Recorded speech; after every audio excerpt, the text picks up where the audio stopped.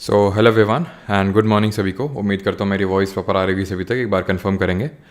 आज हम लोग का लेक्चर नंबर 5 रहने वाला है।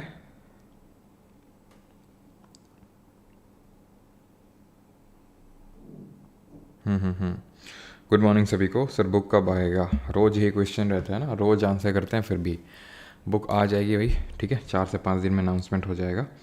गुड मॉर्निंग सभी को, राधे राधे। रामा देवी से राम राम राम राम। ठीक है, चलो चेंज टाइम। क्या टाइम होना चाहिए भाई नितेश, इतना गुस्से में क्यों? कंप्यूटर क्लासेस कब से होंगे? कंप्यूटर क्लासेस का ये है सीन कि सर का जो पेन टैब है वो थोड़ा सा ख़राब हो गया था उस दिन क्लास स्टार्ट करी थी तब। तो नया उनके पास आ जाएगा, मोस्ट प्रोबेबली ट्यूसडे से क्लास स्टार्ट हो जाएंगी आपका। ट्यूसडे, थर्सडे और सैटरडे ये नया शेड्यूल दिया होगा सर ने। ठीक है, तो ये आपका नया शेड्यूल में होंगी और मोस्ट प्रोबेबली आपका ट्यूसडे को कंप्यूटर क्लास होगा। जिन लोगों ने कंप्यूटर अभी पढ़ना स्टार्ट नहीं किया कर दें, बिकॉज आपको ही पता है मार्क्स भले ना जुड़ें बट क्वालिफाइंग नेचर का तो होता ही है। ठीक है, ऑलराइट। स्वागत तो करो हमारा, बिल्कुल, क्यों नहीं।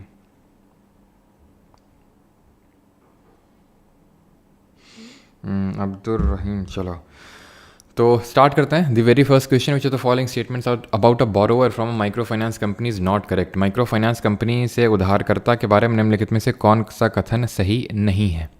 ये आपसे पूछा है। Borrower should not have annual income beyond limit, borrower should not seek loan amount beyond the limit, borrower should not refuse to offer a collateral, the borrower should not refuse to pay any rate of interest offered.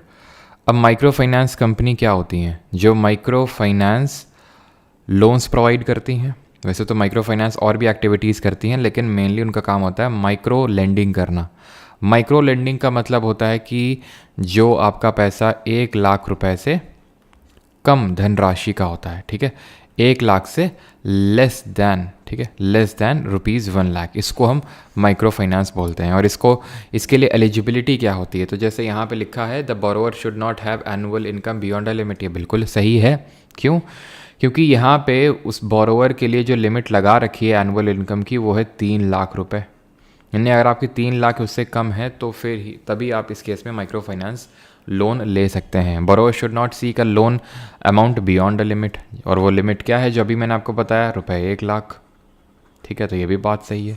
The borrower should not refuse to offer a collateral, जो loan ले रहा है वो collateral देने से यानी कि कुछ गिरवी रखने से इनकार नहीं कर सकता है।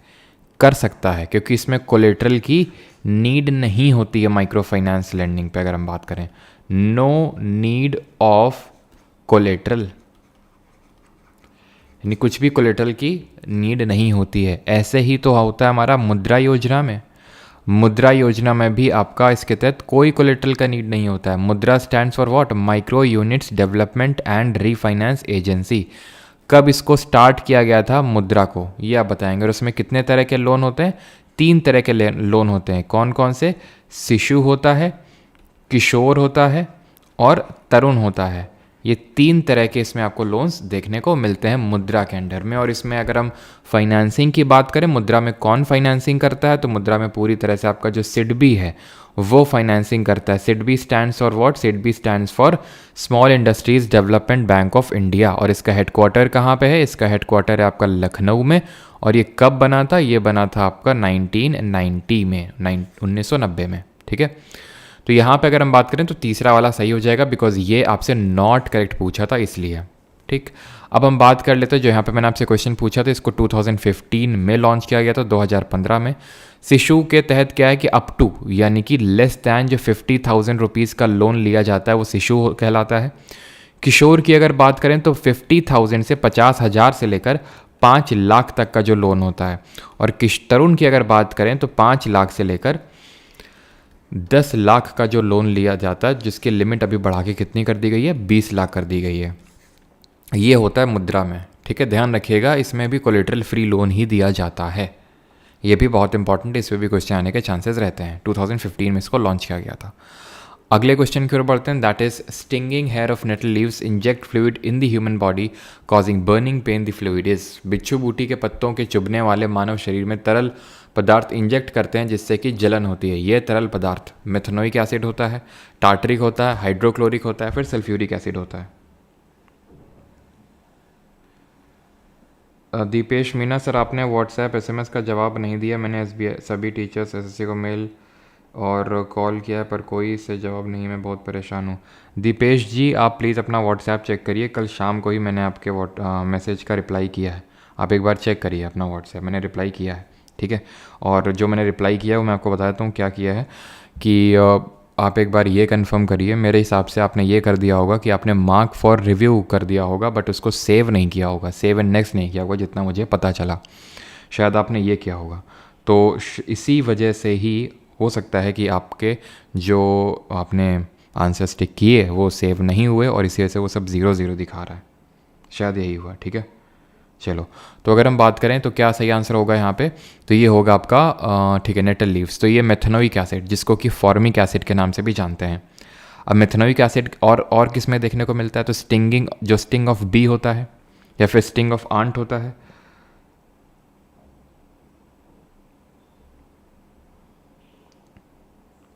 ओबेद असलम, आपको कितना टाइम लगा पूरा जीके करने में, और कितना टाइम लगा है? सच कोई टाइम तो नहीं है कि भाई मैंने तब स्टार्ट किया और तब ये ख़त्म हो गया, ठीक है जी। तो क्लियर है,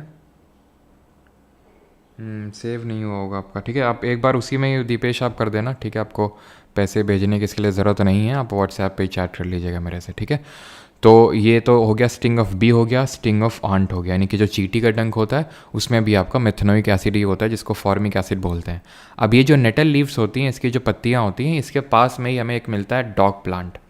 ये डॉग प्लांट की खासियत ये होती है कि इसको अगर रगड़ लीजिए आप, जहाँ पे भी आपको ये स्टिंगिंग हुआ है जिसकी वजह से आपको थोड़ा सा बर्निंग सेंसेशन होगा, तो वो जो बर्निंग सेंसेशन है इसके रगड़ने की वजह से वो ख़त्म हो जाता है। ऐसा क्यों होता होगा ज़रा बताइए। टार्टरिक एसिड ये कहाँ पे देखने को मिलता है, ये आपका आई थिंक मैंने करवाया कल की नहीं करवाया, आई थिंक मैंने नहीं, पता नहीं, मुझे याद नहीं है। लेकिन हाँ, ध्यान रखिएगा, टार्टरिक एसिड जो होता है वो टैमरिंड यानी कि इमली में होता है, और किस में होता है, ग्रेप्स, जो कि हमारे अंगूर होते हैं, उसमें होता है। सल्फ्यूरिक एसिड के जो थिक क्लाउड्स हैं वो किस प्लैनेट में देखने को मिलते हैं, ज़रा ये जल्दी से बताइए। प्लस आपको ये बताना है कि जो लेमन होता है उसमें कौन सा एसिड होता है। प्लस आपको ये बताना है कि जो विनेगर होता है उसमें कौन सा एसिड होता है विनेगर में। एप्पल में कौन सा एसिड होता है, बनाना में कौन सा एसिड होता है, स्पिनच में कौन सा एसिड होता है यानी कि जो पालक होती है। तो लेमन में अगर हम बात करें तो इसमें सिट्रिक एसिड होता है, ठीक है, सिट्रिक अम्ल होता है इसमें। विनेगर में अगर बात करें तो एसिटिक एसिड होता है, और एसिटिक एसिड ऐसा नहीं कि पूरा एसिटिक एसिड का ही बना होता है विनेगर, सिर्फ 5 to 8% आपका ही, सिर्फ इतना ही एसिटिक एसिड होता है विनेगर में। और एसिटिक एसिड को हम ग्लेशियल एसिटिक एसिड के नाम से भी जानते हैं, एथेनोइक एसिड। एप्पल और बनाना की अगर बात करें तो इसमें होगा आपका मैलिक एसिड, और स्पिनच और टोमेटो में दोनों में होता है आपका ऑक्जेलिक एसिड। स्पिनच यानी कि पालक में, और ऑक्जेलिक और आपका जो टोमेटो होता है उसमें। डॉग प्लांट रगड़ने से इसलिए वो चीज़ आपका जो बर्निंग सेंसेशन है ख़त्म हो जाता है, क्योंकि जो डॉग प्लांट है वो बेसिक नेचर का होता है। तो जब आप एक एसिड में एक बेस को रगड़ते हैं तो वो उसको न्यूट्रलाइज कर देता है। तो चलिए इसी बेस्ड एक क्वेश्चन और करिए। Milk of magnesia is used when people suffer from indigestion of food. It is, तो जब लोगों को इनडाइजेशन हो जाता है फूड का तो वो मिल्क ऑफ मैग्नीशिया खाते हैं, ठीक है, जिसको कि मैग्नीशिया का दूध हिंदी में बोलते हैं। तो ये क्यों ऐसा करते हैं? मिल्क ऑफ मैग्नीशिया एक स्ट्रॉन्ग बेस है, माइल्ड बेस है, स्ट्रॉन्ग एसिड है, या फिर माइल्ड एसिड है। ऐसे ही अभी एक क्वेश्चन पूछा गया रिसेंटली, आपका जो सीजीएल का Tier 1 एग्जाम हुआ, कि जो हमारे मिल्क मैन होते हैं, दूधिए होते हैं, तो वो अपने दूध में सोडा क्यों मिला देते हैं? सोडा क्यों मिला देते हैं, इसके पीछे का रीज़न पूछा था। तो इसलिए मिला देते हैं क्योंकि जो हमारा मिल्क होता है वो स्लाइटली, उसका जो पीएच वैल्यू होता है स्लाइटली एसिडिक, यानी 7 से हल्का सा कम होता है। तो जब तक वो शाम तक दूध बांटेंगे तब तक वो पीएच और कम हो चुका होगा, वो 6 के लेवल पे चला जाएगा, बहुत ही एसिडिक हो जाएगा और वो कोई फिर लेगा नहीं। तो इसलिए वो सोडा मिला देते हैं उसमें। तो उससे क्या, लंबे समय तक वो उसका जो पीएच वैल्यू वो मेंटेन रहेगा। जब उन्होंने सोडा डाला तब तो वो ठीक है, स्पाइक हो गया, लेकिन जब तक उनको लोगों को मिलेगा तब तक वो नॉर्मल में आ जाएगा। तो it is a strong base. Option number A यहाँ पे सही आंसर हो जाएगा। मिल्क ऑफ मैग्नीशिया का पीएच वैल्यू की बात करेंगे तो 10 होती है। पीएच स्केल जो है वो 0 से लेकर 14 तक वैरी करती है। पीएच की अगर हम बात करें तो पावर ऑफ हाइड्रोजन बोलते हैं, जिसमें पी का मतलब जर्मन लैंग्वेज में पोटेंस होता है, ये आपको पता होना चाहिए। कमेंट में अच्छा ये बताइए कि एक एसिड लिटमस पेपर को कैसे चेंज करता है, और एक जो बेस होता है वो लिटमस पेपर को कैसे चेंज करता है, और उन बेस को हम क्या बोलते हैं जो पानी में डिज़ोल्व हो जाते हैं, जो the base which are dissolvable in the water. तो 0 से लेकर 14 तक इसका पीएच स्केल जाता है, जिसमें कि 7 आपका न्यूट्रल वैल्यू होता है। 7 पीएच वैल्यू किसका होता है? ये डिस्टिल्ड वाटर का होता है ये, ये होता है डिस्टिल्ड वाटर का।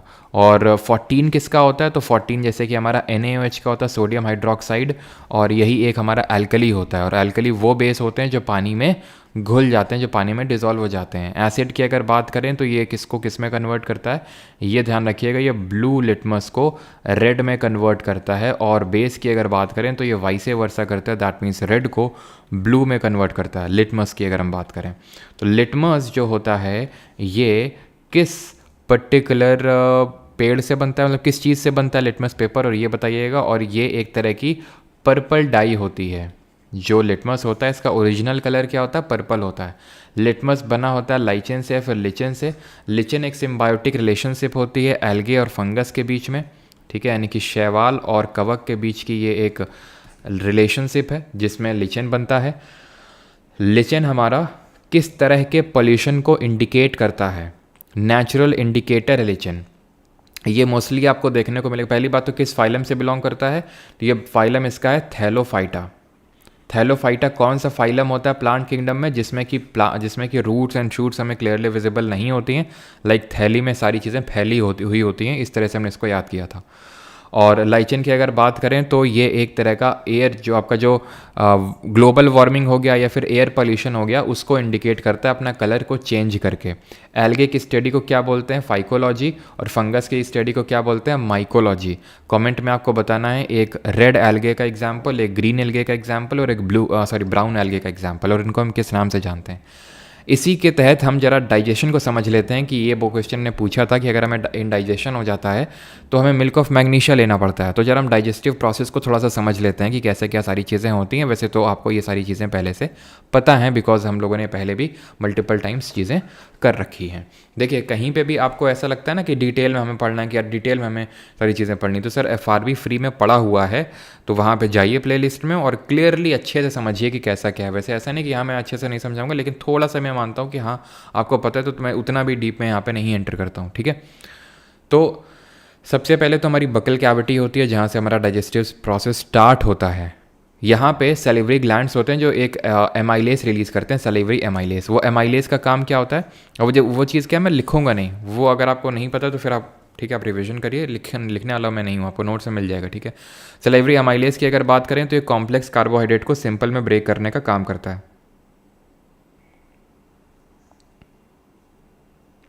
सर अपने व्हाट्सएप SMS का जवाब नहीं दिया मैंने टीचर पे। अच्छा वो पुराना वाला है, ठीक है।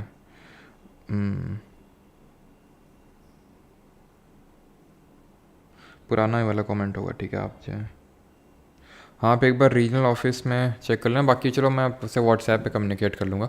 एमाइलेस की अगर बात करें तो ये कॉम्प्लेक्स कार्बोहाइड्रेट को सिंपल में ब्रेक करता है, ठीक है। कॉम्प्लेक्स को सिंपल में ब्रेक करने का काम होता है एमाइलेस का। देन इसके बाद ये जो खाना है वो ईसोफेगस में जाता है, जिसको फूड पाइप बोलते हैं। जाता तो यहाँ पे लैरिंग्स भी है, ठीक, लैरिंग्स पे, लेकिन लैरिंग्स में जाने के बाद ये लैरिंग्स में क्या है कि लैरिंग्स में हवा भी जाती है जो सांस लेते हैं हम, और जो खाना दोनों। लेकिन उसके बाद यहाँ पे आपको पता है एपिग्लॉटिस होता है। एपिग्लॉटिस जो होता है जिसको हम चिड़िया बोलते थे, अब पता नहीं आप बोलते थे कि नहीं, लेकिन छोटे में ऐसे बोलते थे, मुँह खोलो चिड़िया देखें तुम्हारी तो चिड़िया बोलते थे उसको। तो एपिग्लॉटिस क्या करता है, उसको बंद कर देता है, सो दैट कि जो उसके बाद सांस है, जो हवा है, वो ट्रैकिया विंड पाइप के थ्रू जाएगी और खाना ईसोफेगस के थ्रू जाएगा, जिसको फूड पाइप बोलते हैं, इसको फूड पाइप बोलते हैं। देन इसके बाद ये स्टमक में खाना जाएगा। स्टमक में सबसे पहले किसका सेक्रेशन होगा, HCl का, इसी को ही गैस्ट्रिक जूस बोलते हैं, ठीक है। तो ये जो HCl है, हाइड्रोक्लोरिक एसिड, ये क्या करेगा, पूरे मीडियम को एसिडिक बना देगा, सो दैट कि अगर कोई बैक्टीरिया आया है तो वो सब डिस्ट्रॉय हो जाए, क्योंकि ये हाईली एसिडिक होता है। इसका pH वैल्यू गैस्ट्रिक जूस का रफली 1.6 होता है। It is more acidic than lemon juice. Lemon में कौन सा एसिड होता है, सिट्रिक एसिड, हमने अभी देखा था। तो यहाँ पे HCl इतना ज़्यादा एसिडिक होता है, तो ऑब्वियस बात है ये डेलिकेट लाइनिंग जो हमारी स्टमक की है वो तो डिस्ट्रॉय हो जाएगी। तो ये डेलिकेट लाइनिंग कौन प्रोटेक्ट करता है, म्यूकस, जिसको श्लेष्मा झिल्ली हिंदी में बोलते हैं, तो म्यूकस मेम्ब्रेन प्रोटेक्ट करती है इसको। मीडियम एसिडिक बनाने का एक और रीज़न है स्टमक के द्वारा, बिकॉज यहाँ पे एक पेप्सिन नाम का एंजाइम भी सेक्रेट होता है। पेप्सिन का काम होता है प्रोटीन को अमीनो एसिड्स में तोड़ना, तो इसलिए वो काम क्या करता है कि पेप्सिन तभी फंक्शन कर सकता है जब एसिडिक मीडियम होगा, और वो एसिडिक बनाने का काम HCl करता है। क्लियर इतनी चीज़। और यहाँ से आपके लिए मैं एक होमवर्क देता हूँ, आपको ये पढ़ना है कि आपके जो क्या बोलते हैं जो अमीनो एसिड्स होते हैं तो वो दो तरह के होते हैं, एसेंशियल और नॉन एसेंशियल। होते हैं कि नहीं होते हैं, एसेंशियल और नॉन एसेंशियल। तो नॉन एसेंशियल तो क्या होता है, हमारी बॉडी खुद से सिंथेसाइज कर लेती है। एसेंशियल होते हैं जो हमें बाहर से लेने पड़ते हैं। तो इनका एक लिस्ट देखेंगे और उनमें से एक ही का लिस्ट देखेंगे, एसेंशियल और नॉन एसेंशियल में एक ही का। एक का लिस्ट देखेंगे बार बार तो आपको ध्यान में आ जाएगा कि ये नॉन एसेंशियल है फिर एसेंशियल है।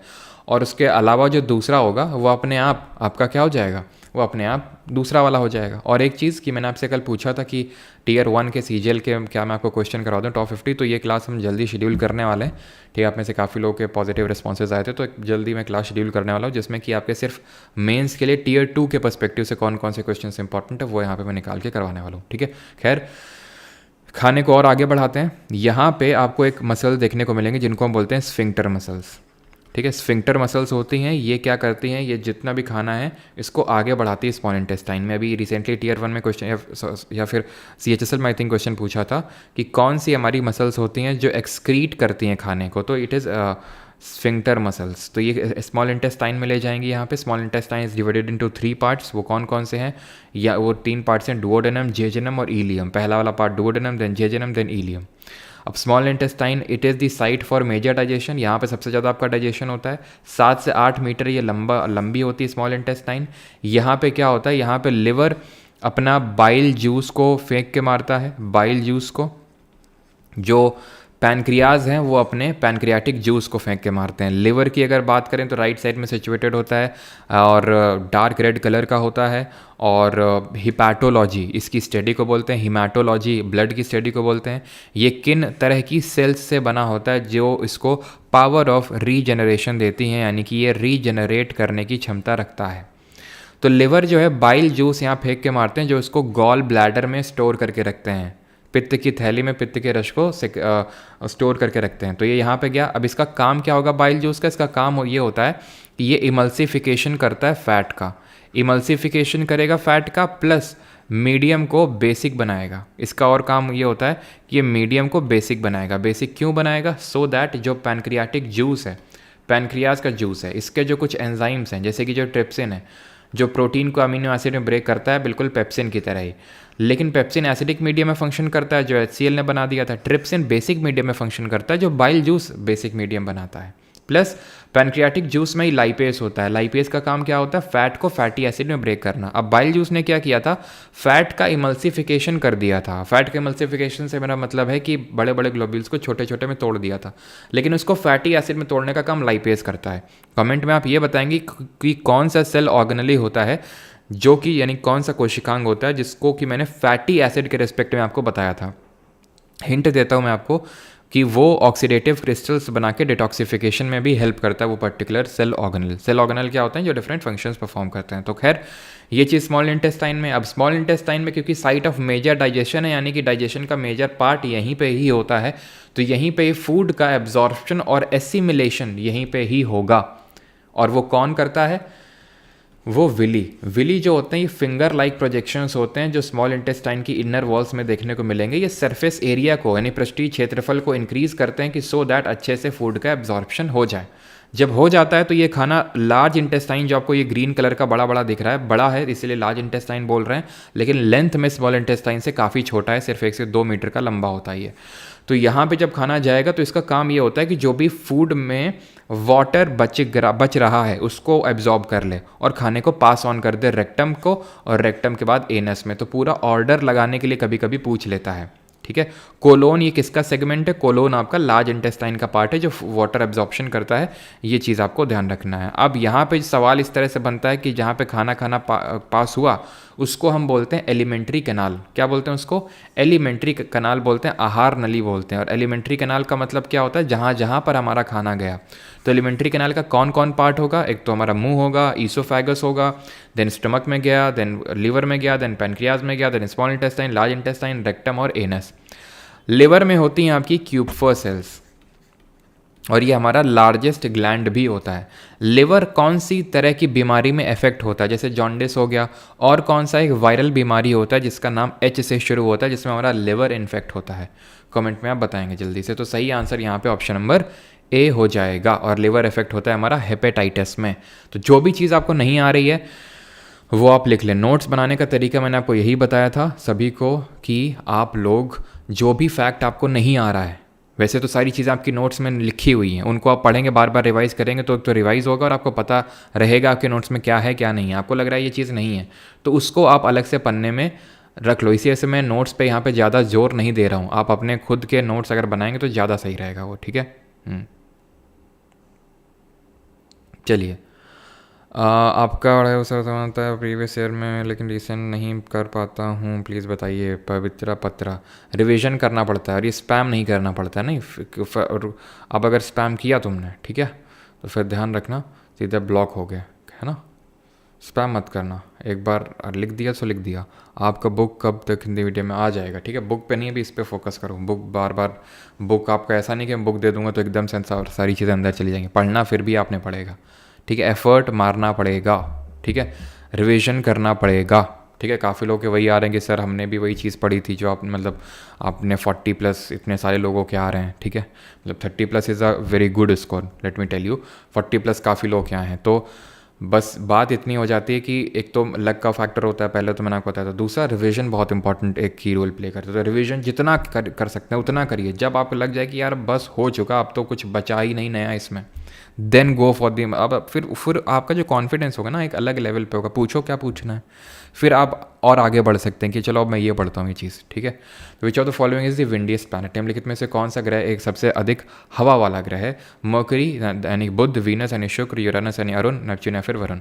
प्लैनेट्स के बारे में थोड़ा समझ लेते हैं। देखिए, हमारा जो सोलर सिस्टम है, सबसे पहले तो बताइए कि सोलर सिस्टम के एवोल्यूशन को लेके किसने कौन सी थ्योरी दी थी। और यूनिवर्स, दैट इज़ जो हमारा ब्रह्म, एक तरह से हम बोल सकते हैं हम क्या ब्रह्मांड है, तो उसमें इसकी स्टडी को क्या बोलते हैं और इसके एवोल्यूशन को लेके कौन सी थ्योरी आई थी। तो सोलर सिस्टम के एवोल्यूशन को लेके थ्योरी आई थी, उसको बोलते हैं nebular Laplace theory. Nebular Laplace theory क्यों बोलते हैं, इसलिए बोलते हैं क्योंकि इस थ्योरी में ये बताया गया कि जो नेबुला होता है, नेबुला होता है एक rotating cloud of dust and gases, ठीक है।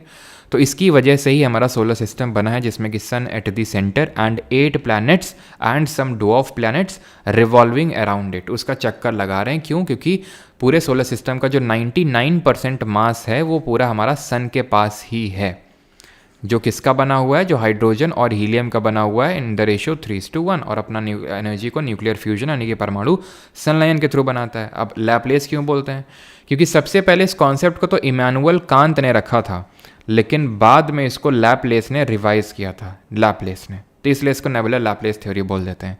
यूनिवर्स के ओरिजिन को लेकर थ्योरी है big bang theory. Big bang theory को दिया था लेमाइटर ने, जॉर्ज लेमाइटर ने, और इन्होंने ये बोला था कि 13.7 बिलियन ईयर्स अगो ये बिग बैंग एक्सप्लोजन हुआ, जहाँ पे इनफाइनाइटली स्मॉल हॉट डेंस एक पार्टिकल था जिसमें एक्सप्लोजन हुआ, जिसकी वजह से पूरा यूनिवर्स निकल के आया, जिसमें कि बहुत सारी गैलेक्सीज निकल के आई, उसमें बहुत सारे सोलर सिस्टम। सबसे गर्म होता है, ये ब्राइटेस्ट प्लैनेट होता है, यानी कि सबसे आपका चमकीला ग्रह होता है, it is the brightest planet. और वीनस को हम ल्यूसीफर के नाम से भी जानते हैं।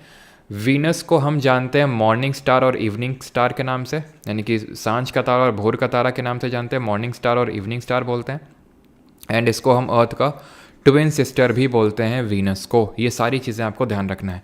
मरकरी और वीनस के पास खुद की कोई सैटेलाइट नहीं होती हैं। और मैंने पीछे पूछा था कि H2SO4 के जो थिक क्लाउड्स हैं वो किस प्लैनेट में देखने को मिलेंगे, तो वो इसी प्लैनेट में आपको देखने को मिलेंगे, सल्फ्यूरिक एसिड के थिक क्लाउड। और सबसे गर्म क्यों है, क्योंकि यहाँ पे कार्बन डाइऑक्साइड का कंटेंट बहुत ज़्यादा है, इसलिए। अर्थ को हम ब्लू प्लैनेट के नाम से जानते हैं, बिकॉज यहाँ पे 71% वाटर है और 29% लैंड है, इसलिए इसको हम ब्लू प्लैनेट के नाम से जानते हैं। इसकी डेंसिटी सबसे हाईएस्ट है, रफली 5.5 ग्राम पर सेंटीमीटर क्यूब इसकी डेंसिटी है। तो डेंसिटी इसकी सबसे ज़्यादा घनत्व तो इसका हमको देखने को मिलता है अर्थ का। और अर्थ का खुद का एक ही सैटेलाइट है, and that is moon. Mars की अगर हम बात करें तो इसको रेड प्लैनेट के नाम से जानते हैं, लाल ग्रह के नाम से जानते हैं। और आयरन ऑक्साइड, ठीक है, आयरन ऑक्साइड जो है मार्स को रेड प्लैनेट बोलने का रीज़न आयरन ऑक्साइड है, इसकी वजह से ये रेड कलर है इसका, ठीक है। ये चीज़ आपको ध्यान रखनी है। और ये चीज़ ध्यान रखेंगे कि जो आपका मार्स होता है,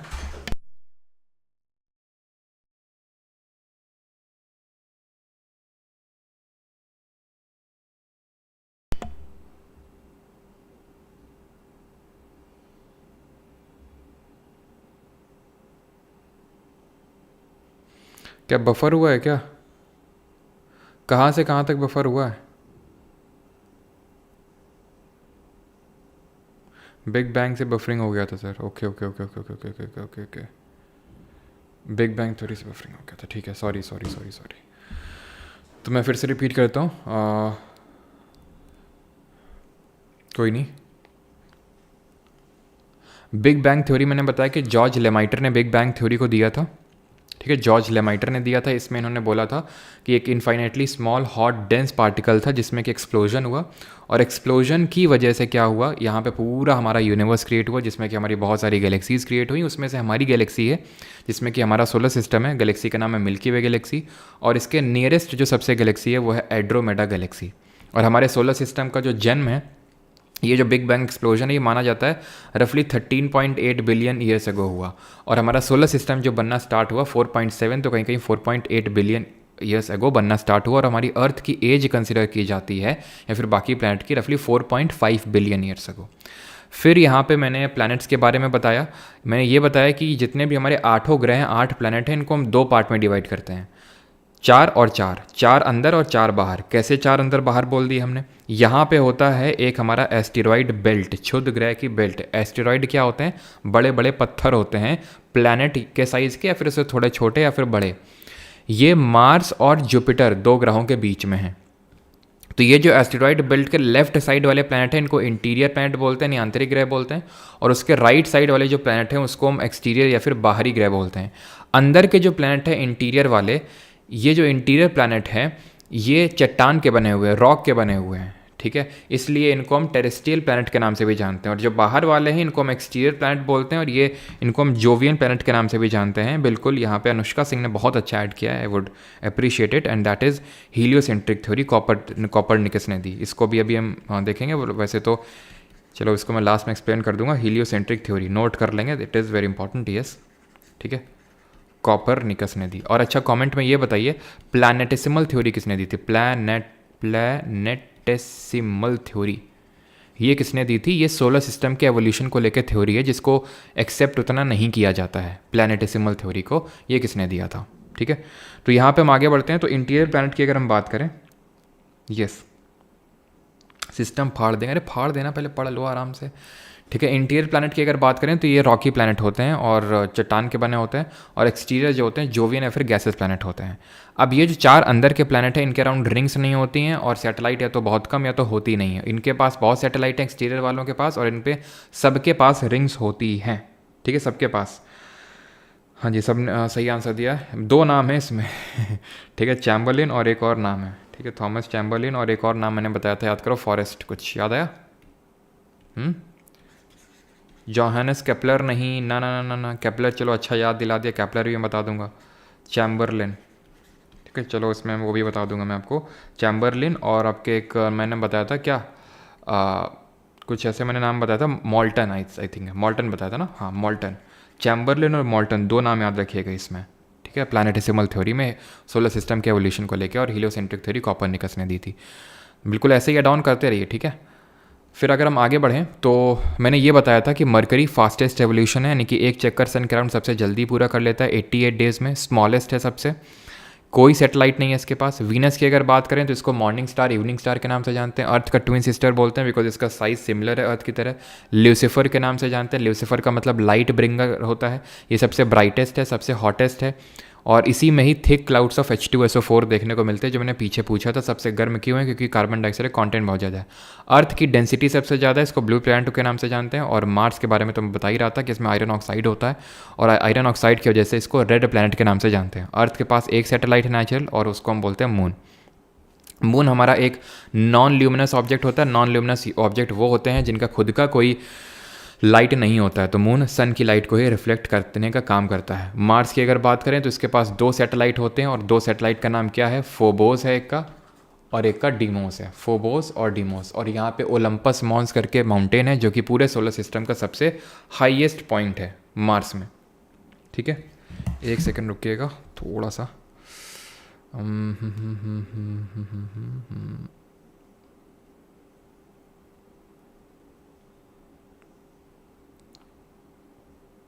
चलो, तो ये चीज़ क्लियर हो गई। फिर ये सिरिस क्या लिखा हुआ है इसको मैं बाद में बताऊंगा। जुपिटर ये लार्जेस्ट प्लैनेट है, सबसे बड़ा प्लैनेट है। इसके जो इस पे जो सबसे पहले मून्स को डिस्कवर किया गया था वो थे लो, यूरोपा, गैनीमेड और कलिस्टो। ठीक है, ये इनको हम बोलते हैं गैलीलियन मून्स के नाम से, क्योंकि गैलीलियो गैलीलाई ने इनको अपने टेलीस्कोप से इनको डिस्कवर किया था। Ganymede is the largest satellite of not only Jupiter बल्कि पूरे सोलर सिस्टम की सबसे बड़ी सैटेलाइट है गैनीमेड, ये चीज़ ध्यान रखिएगा।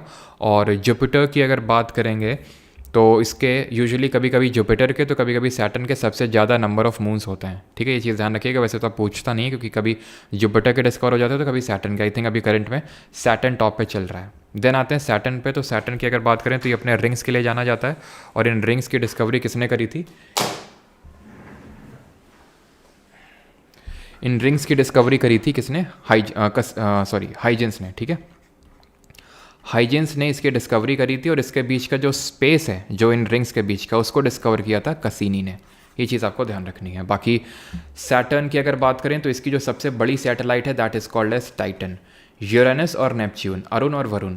यूरेनस की अगर बात करें तो इसको हम जानते हैं रोलिंग प्लैनेट के नाम से, बिकॉज ये अपनी एक्सिस पे तकरीबन 90 डिग्री या फिर उससे भी ज़्यादा टिल्टेड है। या फिर इसको हम ग्रीन प्लैनेट के नाम से भी जानते हैं बिकॉज इसका जो एटमॉस्फेयर है उसमें CH4 दैट इज़ मेथेन बहुत ज़्यादा है। और मेथेन को ये मार्श गैस के नाम से जानते हैं, तो इसलिए ग्रीनिश अपीयर होता है।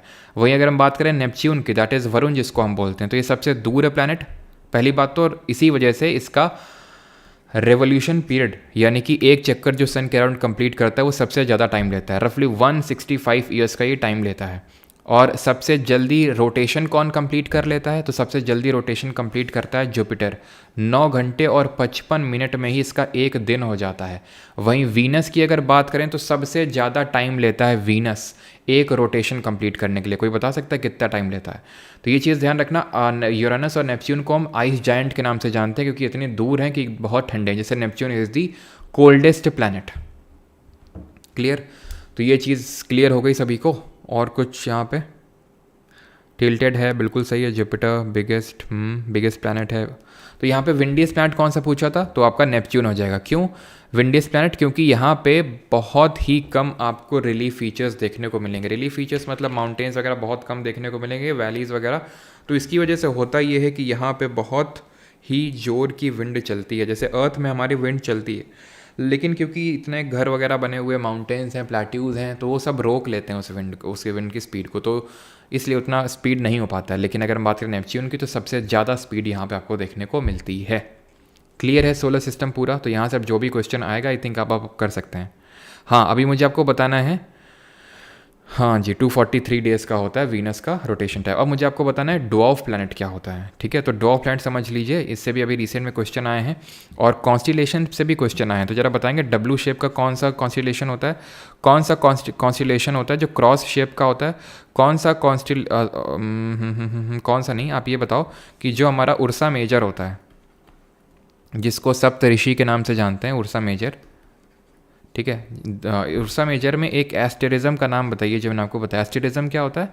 एक पैटर्न ऑफ स्टार होता है। कॉन्स्टिलेशन क्या होता है? ग्रुप ऑफ स्टार होता है। उसमें एक पैटर्न जो होता है उसको एस्टेरिज्म बोलते हैं। खैर, तब तक मैं आपको ड्वार्फ प्लैनेट यानी कि जो हमारे बौने ग्रह होते हैं उनके बारे में देखते हैं। तो ड्वार्फ प्लैनेट हमारे मेनली 5 होते हैं। ठीक है, तो कौन कौन से होते हैं? देखिए, सबसे पहले तो प्लूटो को ध्यान रखिएगा। प्लूटो पहले एक प्लैनेट हुआ करता था 2006 से पहले, लेकिन 2006 में इंटरनेशनल एस्ट्रोनॉमिकल यूनियन ने बोला कि नहीं, ये अपने जो पाथ का जो डेबरी है उसको क्लियर नहीं कर पा रहा है, जो अवशेष वगैरह एस्टेरॉइड वगैरह हैं, इसलिए ये प्लैनेट नहीं है। स्फेरिकल शेप का अच्छी बात है, सन के रेवोल्यूशन कर रहा है, अच्छी बात है, लेकिन ये अपने पाथ के डेबरी को क्लियर नहीं कर पा रहा है, ये गंदी बात है। तो इसलिए प्लूटो बेचारा अब क्या रहा, प्लूटो अब आपका प्लैनेट नहीं रहा। इसी के साथ साथ आपका जो प्लूटो के अलावा जो एरिस है वो भी आपका एक ड्वार्फ प्लैनेट है, हामिया है ये भी आपका ड्वार्फ प्लैनेट है, और मेक ये भी आपका ड्वार्फ प्लैनेट है। ये चारों जो ड्वार्फ प्लैनेट हैं ये नेपच्यून के बाद देखने को मिलते हैं। नेपच्यून के बाद ऐसे हमारे एस्टेरॉइड बेल्ट एक यहाँ पे भी है, इसको हम बोलते हैं क्यूपर बेल्ट, KUIPER बेल्ट। ये है एस्टेरॉइड बेल्ट जो कि मार्स और जुपिटर के बीच में। यहाँ पर आप एक नाम देखेंगे लिखा हुआ है सिरिस, ये 5वां ड्वार्फ प्लैनेट है हमारा। It is the dwarf planet which is nearest to the earth, ये चीज़ ध्यान रखेंगे। और ये कहाँ पे है? ये सिरिस एस्टेरॉइड बेल्ट में। बाकी चारों कहाँ थे? क्यूपर बेल्ट में। अब यहाँ पे मैंने पूछा था डब्ल्यू शेप का कौन सा होता है, तो डब्ल्यू शेप का होता है कैसे हो पिया, ऐसे हम लोगों ने याद किया था कैसे हो पिया। और क्रॉस सिग्नस और एस्टेरिज्म जो उर्सा मेजर में होता है that is the big dipper, the big dipper, ठीक है। और इसको हम द ग्रेट बियर के नाम से जानते हैं उर्सा मेजर को, है ना। आगे बढ़ें। और किस पर्टिकुलर उसको हम हंटर के नाम से जानते हैं, हंटर के नाम से किस कॉन्स्टलेशन को जानते हैं, उसका नाम ओ से स्टार होता है और उसमें जो ब्राइटेस्ट स्टार होता है उसका नाम आर से स्टार्ट होता है। जल्दी से बताइए। स्कूल बेल, जो स्कूल की घंटियाँ होती हैं, आर मेड ऑफ मेटल। क्यों? स्कूल की घंटियाँ धातुओं से क्यों बनी होती हैं? क्यों मैलिएबल होती हैं, सोनरस होती हैं, टेक्टाइल होती हैं, फिर लस्चरस होती हैं? तो सबसे पहले ये होता है हमारा ओरियन, और इसमें जो ब्राइटेस्ट स्टार है दैट इज़ रीगल। अब बात कर लेते हैं स्कूल बेल्स की। तो जो स्कूल की घंटियाँ होती हैं वो क्यों मतलब मेटल्स की बनाई जाती हैं? क्योंकि मेटल मैलिएबल होते हैं, येस। क्योंकि मेटल सोनरस होते हैं, येस। मेटल डक्टाइल होते हैं, येस। मेटल लस्चरस होते हैं, येस। लेकिन स्कूल की घंटी में कौन सी प्रॉपर्टी यूज़ होती है ये पूछ रहा है आपसे। मैलिएबल का मतलब ये होता है कि जब हम मेटल को पीट के उसको थिन शीट में ड्रॉ कर देते हैं उसको मैलिएबिलिटी बोलते हैं। जैसे कि जो हमारा गोल्ड होता है बहुत सबसे ज़्यादा मैलिएबल होता है, तभी तो रदरफोर्ड ने अपना जो अल्फ़ा पार्टिकल स्कैटरिंग एक्सपेरिमेंट था उसमें इसका यूज़ किया था, इसकी मैलिएबिलिटी प्रॉपर्टी की वजह से। और रदरफोर्ड ने अपने इस एक्सपेरिमेंट से किस चीज़ की डिस्कवरी करी थी ये आप बताएंगे। मेटल सोनोरस होते हैं, इसका मतलब ये होता है कि वो टन टन की आवाज़ करते हैं, और इसीलिए तो स्कूल की घंटी में इसको रखा जाता है ऐसे मेटल्स को जो ज़्यादा ही सोनोरस टाइप के होते हैं। डक्टाइल का मतलब ये होता है कि जब हम मेटल को एक्सटेंड कर करके उनके थिन वायर्स यानी कि उसको हम ऐसे तार में तब्दील करते हैं। जैसे कि मैंने आपको बता रखा है 1 ग्राम गोल्ड से हम कितना लंबा तार बना सकते हैं। लस्चरस का मतलब होता है शाइन, तो मेटल्स हमारे शाइनी नेचर के होते हैं।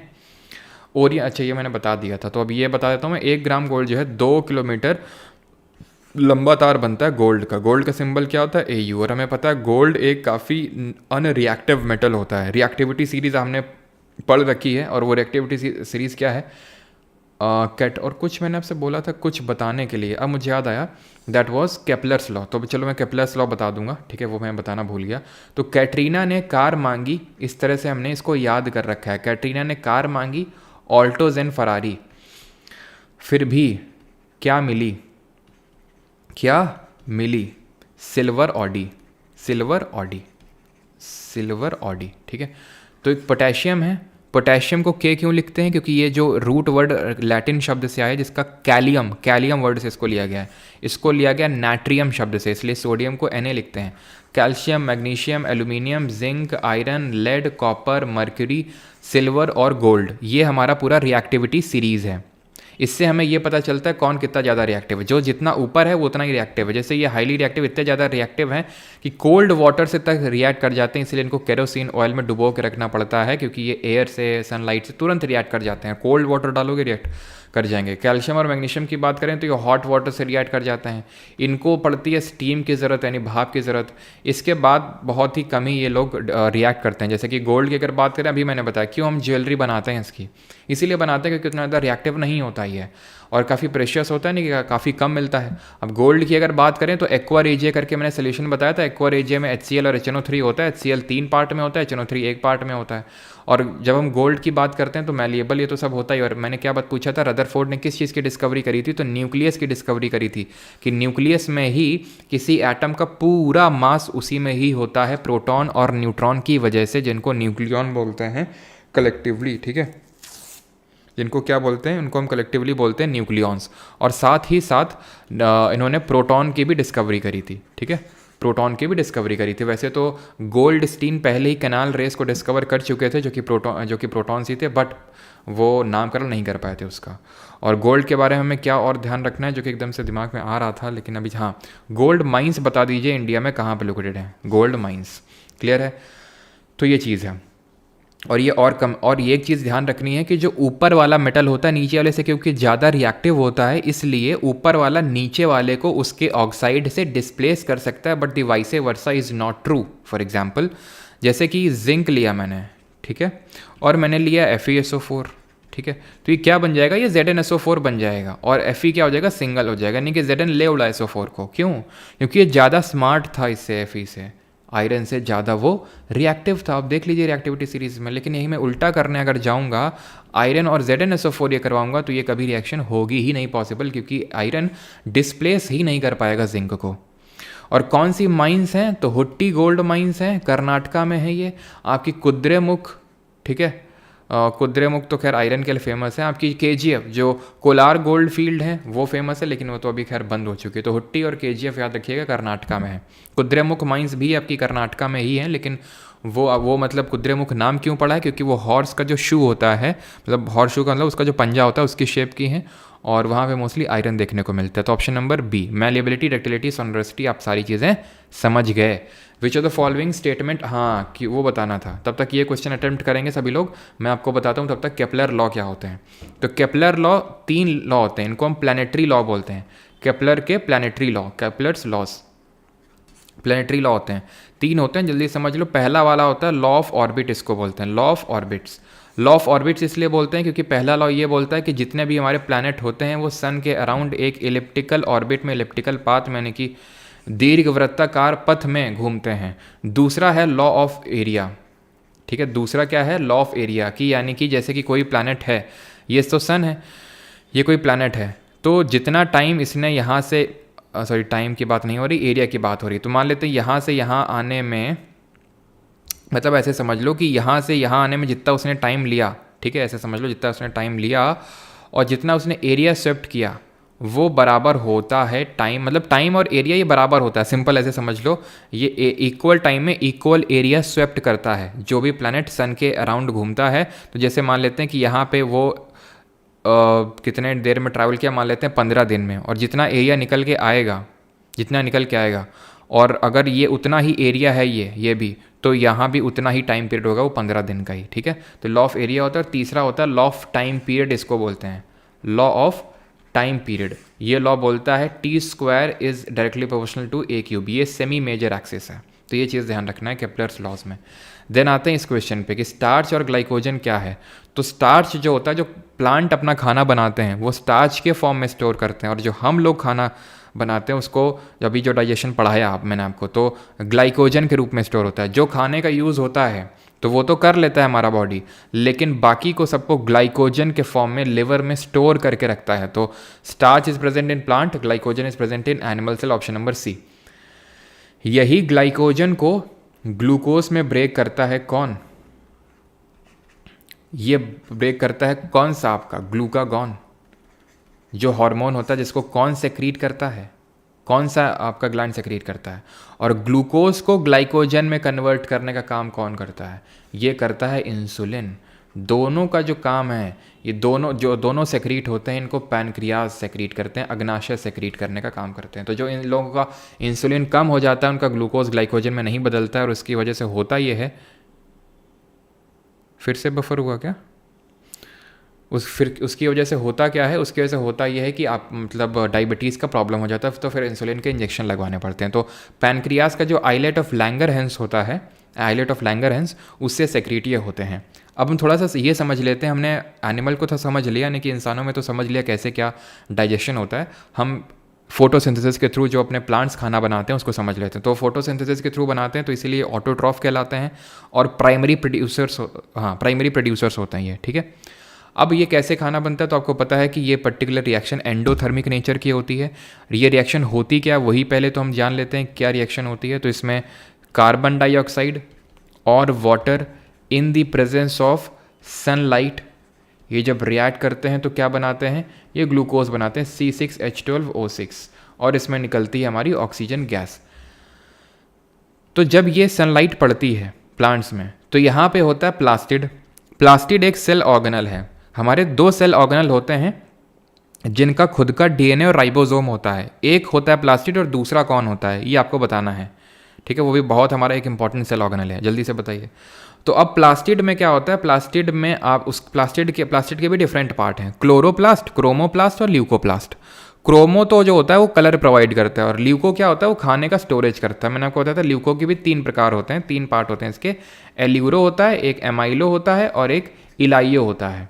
तो इलाइयो, लाई में क्या होता है, फैट होता है, लाई जो हम खाते हैं, तो ये फैट को स्टोर करता है। और एल्यूरो, रो तो प्रोटीन, एल्यूरो में भी आ रहा है और इसमें प्रोटीन में भी, तो प्रोटीन को स्टोर करता है। और एमाइलो जो प्लास्ट होता है वो कार्ब्स को स्टोर करता है। क्रोमो भी हो गया, और आपका ल्यूको भी हो गया। क्लोरोप्लास्ट की अगर बात करें तो ये खाना बनाने का काम करता है, मतलब प्लास्टिड का ही पार्ट होता है क्लोरोप्लास्ट। इसके अंदर कुछ ऐसी संरचना होती है जो यहाँ पे आप देख पा रहे हैं। अभी सीजीएल में इसका स्ट्रक्चर पूछ लिया था, क्लोरोप्लास्ट दिखता कैसे बना के। तो थाइलाकॉइड हो गया, ग्रेना हो गया, स्टोमा हो गया। ये देखो होता क्या है कि स्टैक के फॉर्म में, डिस्क के फॉर्म में थाइलाकॉइड अरेंज्ड है। इन्हीं को ही हम बोलते हैं grana. Site of light reaction, दो रिएक्शन होती है, लाइट रिएक्शन और डार्क रिएक्शन। स्ट्रोमा में, जो कि एक तरह का फ्लूइड होता है जो इसमें भरा हुआ है, जहाँ पे आपका थाइलाकॉइड स्टोर्ड है, उसमें यहाँ पे पूरा इसके अंदर जो फ्लूइड है वो स्ट्रोमा है। ये साइट ऑफ डार्क रिएक्शन है। यहाँ पे कौन सी रिएक्शन होती है? डार्क रिएक्शन होती है, ठीक है। और ये केल्विन साइकिल है, इसको हम बोलते हैं लाइट इंडिपेंडेंट रिएक्शन, या फिर डार्क रिएक्शन जो होती है वो केल्विन साइकिल में ही, केल्विन साइकिल ही होती है, इसको लाइट इंडिपेंडेंट रिएक्शन बोलते हैं। और इसी में ही रिएक्शन होके ही आपके क्या बनते हैं? ये एनर्जी का फॉर्मेशन होता है, इनका खाना बनता है। और अभी मैंने आपसे सवाल क्या पूछा था? हाँ, दूसरा कौन सा सेल ऑर्गेनल होता है जिसका खुद का डीएनए और राइबोसोम होता है? वो माइटोकॉन्ड्रिया होता है, जिसको हम power house of the cell के नाम से जानते हैं, जो अपनी एनर्जी एटीपी के फॉर्म में बनाता है। सॉसेज शेप का होता है और इन दो मेम्ब्रेन होती है, इनर मेम्ब्रेन में एटीपी का फॉर्मेशन होता है, ठीक है। और बस, तो यहाँ पे आंसर क्या हो जाएगा? ऑप्शन नंबर सी। क्लियर है इतनी चीज़? कैसे क्या यहाँ पे खाना बना? आगे बढ़ते हैं। विच of the following article talks about the duties of CAG? तो निम्नलिखित में से कौन सा लेख है, कौन सा अनुच्छेद है जो कैग के कर्तव्यों के बारे में बात करता है? 148, 149 या 150 या फिर 151? कैग की अगर बात करें तो एक सिंगल मेंबर्ड बॉडी है, सिंगल मेंबर्ड कॉन्स्टिट्यूशनल बॉडी। शायद ही कोई सिंगल मेंबर्ड कॉन्स्टिट्यूशनल बॉडी होगी, आई थिंक कोई नहीं है, ठीक है। सिंगल मेंबर्ड बॉडी है ये, ठीक है। जैसे इलेक्शन कमीशन ऑफ इंडिया की बात करें तो इसमें कितने मेंबर हैं? कितने मेंबर्स होते हैं इसमें? जल्दी से बताइए। तो इसमें अगर हम बात करें तो सिंगल मेंबर्ड बॉडी है। और इसमें कैग अभी हमारे कौन है? पहले कौन थे? तो पहले थे वी नरहरि राव, और अभी कौन है? अभी हैं गिरीश चंद्र मुर्मू, जीसी मुर्मू, जो कि आईएलओ के एक्सटर्नल ऑडिटर भी अपॉइंट किए गए, इंटरनेशनल लेबर ऑर्गेनाइजेशन। इसका हेडक्वार्टर कहाँ है आईएलओ का? और ये किस कॉन्फ्रेंस के थ्रू बना था? तो इलेक्शन कमीशन ऑफ इंडिया की बात करें तो ये 3 मेंबर्ड बॉडी है। इसके बारे में हम चर्चा करेंगे बाद में, अभी थोड़ा सा पॉज करते हैं इसको। कैग की अगर बात करें तो इसको गाइड एंड फिलोसोफर बोलते हैं। किस कमिटी का? गाइड एंड फिलोसोफर बोलते हैं पब्लिक अकाउंट कमिटी का। वो कमिटी, लोक लेखा समिति, जो कि बनी थी 1919 के गवर्नमेंट ऑफ इंडिया एक्ट, जिसको मंटागी चिल फॉर रिफॉर्म्स के नाम से जानते हैं, तो इस एक्ट के थ्रू बनी थी। इसमें 15 लोकसभा से और 7 राज्यसभा से मेंबर होते हैं।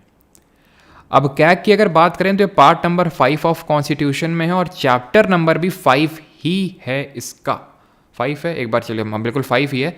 तो चैप्टर जो हमारा पार्ट नंबर 5 है ना कॉन्स्टिट्यूशन का, उसमें कई सारे चैप्टर हैं। तो चैप्टर नंबर जो पहला है, जो चैप्टर 1 है, वो स्टार्ट कहाँ से होता है? प्रेसिडेंट से। तो 52 से लेकर जाता है ये चैप्टर नंबर 1 है हमारा 78 तक।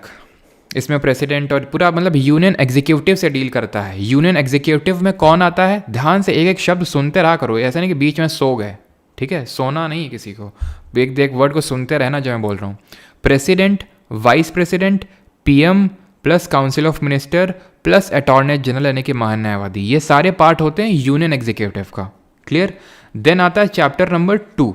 इसमें 79 से लेकर 122 है और ये पार्लियामेंट की बात करता है, संसद की, जिसमें कि कौन आता है? मेनली लोकसभा। वैसे तो पार्लियामेंट में 3 आते हैं, लोकसभा, राज्यसभा और प्रेसिडेंट भी पार्ट है पार्लियामेंट का। लेकिन यहाँ जो हम चैप्टर 2 में आर्टिकल डील करते हैं वो लोकसभा और राज्यसभा से जुड़े हुए हैं मेनली। और ये किसके बारे में? ये यूनियन एग्जीक्यूटिव के बारे में है। देन चैप्टर 3 आता है जिसमें कि सिर्फ एक ही आर्टिकल है और वो है 123। ये किसकी बात करता है? जल्दी से बताइए। देन आता है चैप्टर नंबर 4। चैप्टर नंबर 4 किसकी बात करता है? तो चैप्टर नंबर 4 आता है आपका 124 से लेकर 147 के बीच में, सुप्रीम कोर्ट की बात करता है। चैप्टर नंबर 5 में सिर्फ एक आर्टिकल नहीं है, मल्टीपल आर्टिकल हैं, लेकिन सिंगल मेंबर्ड बॉडी है 148 से लेकर 151, और ये है कैग। और ये है हमारा ऑर्डिनेंस से डील करता है, अध्यादेश से डील करता है प्रेसिडेंट के। क्लियर? तो ये है हमारे कैग के आर्टिकल। तो 148 बोलता है कि भारत का एक मतलब इस तरह से कैग होना चाहिए, ऑडिटर होना चाहिए एक, ठीक है। इसको हम और किस नाम से जानते हैं? इसको हम जानते हैं guardian of public purse, guardian of public purse के नाम से जानते हैं। और सिंगल मेंबर्ड बॉडी होता है तो मैं बता ही चुका हूँ। और ये हेड होता है Indian audit and account department का, ये चीज़ क्लियर। तो दूसरा है हमारा 149, ये ड्यूटीज़ की बात करता है, ये फॉर्म ऑफ अकाउंट की बात करता है किस तरह के मेंटेन करना है, और 151 बात करता है कि audit report of union shall be submitted to president, और स्टेट की जो ऑडिट रिपोर्ट है वो गवर्नर को देनी है, और जो भी रिकमेंडेशन वगैरह ध्यान रखना मिलेंगी वो प्रेसिडेंट पे बाइंडिंग नहीं होती, चीज़ को ध्यान रखना है आपको। तो आंसर ऑप्शन नंबर बी हो जाएगा, और बिल्कुल कुछ लोग सही ऐड कर रहे हैं, अनुष्का सिंह बिल्कुल सही ऐड किया। यहाँ पे जो 213 आर्टिकल है वो ऑर्डिनेंस ऑफ गवर्नर की बात करता है, इन दोनों आर्टिकल को सिर्फ हमने रिवर्स कर देना होता है। अच्छा, इसी तरह हमारा आर्टिकल नंबर 72 प्रेसिडेंट के पार्डनिंग पावर की बात करता है, तो उसी तरह ठीक है, उसी तरह हमारा कौन सा आर्टिकल है जो बात करता है पार्डनिंग पावर ऑफ गवर्नर, जल्दी से बताइए। Identify which of the following statement is correct, पहचाने के निम्नलिखित में से कौन सा कथन सही है, पहचाने जल्दी से, ये आपका प्रीवियस ईयर का ही क्वेश्चन है, जल्दी से करिए। तो यहाँ पे अगर हम बात करें तो कौन सा आर्टिकल हो जाएगा इसके जो इसके पार्डनिंग पावर की बात करेगा, दैट वुड बी 161, ठीक है, 161 हो जाएगा आपका, क्लियर। इसी तरह आपका एक और बॉडी होता है, ध्यान रखना, उसकी भी चर्चा कर ही लेते हैं, अटॉर्नी जनरल की, महान्यायवादी की, इसके रिगार्डिंग बड़ी इंपॉर्टेंट चीज़ें हैं, आर्टिकल नंबर 76 में है, यूनियन एग्जीक्यूटिव का पार्ट होता है, ये लोकसभा में और राज्यसभा की प्रोसीडिंग्स में हिस्सा ले सकता है, बोल सकता है, लेकिन वोट नहीं दे सकता है क्योंकि किसी हाउस का मेंबर नहीं है। 76 में 4 क्लॉजेज होते हैं, 76 क्लॉज 1, क्लॉज 2, क्लॉज 3 और क्लॉज 4। क्लॉज 1 बोलता है कि इसकी अपॉइंटमेंट कौन करता है, तो अपॉइंटमेंट करेगा प्रेसिडेंट, यानी he shall be appointed by president, ठीक है। और क्वालिफिकेशन क्या होनी चाहिए, he should be qualified to be appointed as a जज ऑफ सुप्रीम कोर्ट का जज बनने लायक हो ये। दूसरे में क्या लिखा हुआ है 76 क्लॉज 2 में, इसमें लिखा हुआ है कि ही हैज़ राइट, मतलब इसका ड्यूटी एक तरह से लिखा हुआ है। ड्यूटी क्या है इसका, कि इंडियन गवर्नमेंट को एडवाइस करना है लीगल मैटर्स में, एडवाइस, ये सारी चीज़ें आपको पता है इसलिए मैं शॉर्ट में लिख रहा हूँ, गवर्नमेंट को एडवाइस करना है लीगल मैटर्स में, इसीलिए इसको highest law officer of the country बोलते हैं। जो थर्ड में है इसका लिखा हुआ है कि इसके पास ये पावर है, he has right of audience in all the court of India, किसी भी कोर्ट्स में ये जा सकता है, he has right of audience in all the courts. और ये चौथे में लिखा हुआ है कि ऑफिस में तब तक रहेगा जब प्रेसिडेंट को प्लेजर देता रहेगा तब तक, यानी he shall serve in his office until the pleasure of the president. ये चीज़ें चारों क्लॉज याद होने चाहिए। प्लस अटॉर्नी जनरल पहले कौन थे, पहले एकदम पहले की अगर बात करेंगे तो MC सेतलवाद, और यही सबसे लॉन्गेस्ट सर्विंग अटॉर्नी जनरल भी थे कंट्री के। और अभी करंट में कौन है, R वेंकट रमणी है करंट में। इनको असिस्ट करते हैं सॉलिसिटर जनरल, लेकिन वो कॉन्स्टिट्यूशन में कहीं पे भी मेंशन नहीं है, तो वो कॉन्स्टिट्यूशनल पोजीशन नहीं होगी। ये कॉन्स्टिट्यूशनल है क्योंकि कॉन्स्टिट्यूशन में मेंशन है। जो कॉन्स्टिट्यूशन मेंशन नहीं होते हैं, जो एक्ट के थ्रू बनते हैं, उनको हम स्टैट्यूटरी बॉडी बोलते हैं। इस सवाल को करते हैं अभी। तो हेडक्वार्टर कहाँ पे है, ICAR का, directorate of groundnut research, Junagadh में, बिल्कुल सही है। मस्टर्ड रिसर्च वाला, रेप सीड वाला भरतपुर में ही सही है। ज़रा ये बताइए, रेप सीड और मस्टर्ड ये रबी हैं, खरीफ हैं कि जैद हैं? ग्राउंडनट रबी है, खरीफ है कि जैद है? सोयाबीन रबी है, खरीफ है कि जैद है? और सोयाबीन का कहाँ पे, इंदौर मध्य प्रदेश में। और सोयाबीन का सबसे टॉप मोस्ट प्रोड्यूसर भी हमारा मध्य प्रदेश ही है। और सोयाबीन की अगर बात करें तो किस पर्टिकुलर मैक्रो न्यूट्रिएंट में रिच होता है, बहुत ही है। तो 1 2 3 आपके सीजल मेंस में क्वेश्चन पूछा गया है। ग्राउंड नट मूंगफली आप कब खाते हो, सर्दियों में, तो कब बोई जाएगी, गर्मी में, यानी कि खरीफ फसल मानसून फसलों में बोई जाएगी, जिसकी बुआई जुलाई के टाइम पे होती है, कटाई अक्टूबर के टाइम पे रफली होती है। रेप सीड और मस्टर्ड जो है हमारी ये रबी क्रॉप्स में आती हैं, जिनको विंटर क्रॉप्स के नाम से भी जानते हैं। और रबी क्रॉप के लिए कौन सी रेनफॉल बड़ी सूटेबल मानी जाती है? सोयाबीन की अगर बात करें तो ये प्रोटीन में बहुत रिच होती है, और प्रोटीन में अगर डेफिशिएंसी हो जाए बच्चों में तो कौन सी डेफिशिएंसी हो जाती है उनमें? और प्रोटीन को हम किस नाम से जानते हैं? बॉडी बिल्डिंग मैक्रोन्यूट्रिएंट के नाम से जानते हैं। बिकॉज जो लोग जिम वगैरह ज़्यादा जाते हैं तो प्रोटीन वगैरह क्यों कंज्यूम करते हैं? क्योंकि उनकी मसल्स ब्रेक होती हैं, तो उसको ग्रो करवाने के लिए।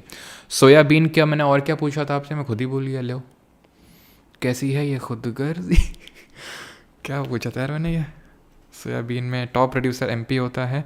हाँ, कैसा होता है, तो खरीफ होता है ये, ठीक है, ये भी खरीफ होता है। जायद कौन से होता है, तो जायद हमारे जैसे जो फॉडर क्रॉप्स हो गए, चारा वगैरह, तो वो सब होते हैं। वाटरमेलन, मस्कमेलन, ये सब होते हैं, ककड़ी, खीरा वगैरह सब। और रबी के लिए जो हमारी विंटर्स की रेनफॉल होती है वो बहुत बेनिफिट करती है। जो वेस्टर्न डिस्टर्बेंसेस जो जेट स्ट्रीम्स लेके आती हैं, पश्चिमी विक्षोभ को, जेट धाराएं, वो बहुत हेल्प करती हैं, जिनको कि राजस्थान में किस नाम से जानते हैं? मावट के नाम से जानते हैं, लिखते महावट है, बोलता भी महावट ही था। फिर राजस्थानी कुछ स्टूडेंट्स ने मुझे करेक्ट किया कि सर उसको मावट बोलते हैं हमारे यहाँ पे। कुछ और मैं हेडक्वार्टर्स यहाँ पे आपको लिखवा देता हूँ। खाली पन्ना छोड़ना गुनाह होता है, ठीक है। आईसीआर के कुछ और हेडक्वार्टर देख लेते हैं, जैसे कि मैं इन शॉर्ट लिखूँगा। डेयरी रिसर्च इंस्टीट्यूट कहाँ पे है, और सेंट्रल इंस्टीट्यूट ऑफ फिशरीज़ कहाँ पे है, central institute of fisheries. Veterinary research institute कहाँ पे है, जो जानवरों वाला होता है। एवियन रिसर्च इंस्टीट्यूट कहाँ पे, यानी पक्षियों वाला। और एव्स जो होते हैं, पक्षी होते हैं, उनमें कितना वो वार्म ब्लडेड होते हैं कि कोल्ड ब्लडेड होते हैं, और उनमें जो हार्ट होता है वो कितने चैम्बर का होता है।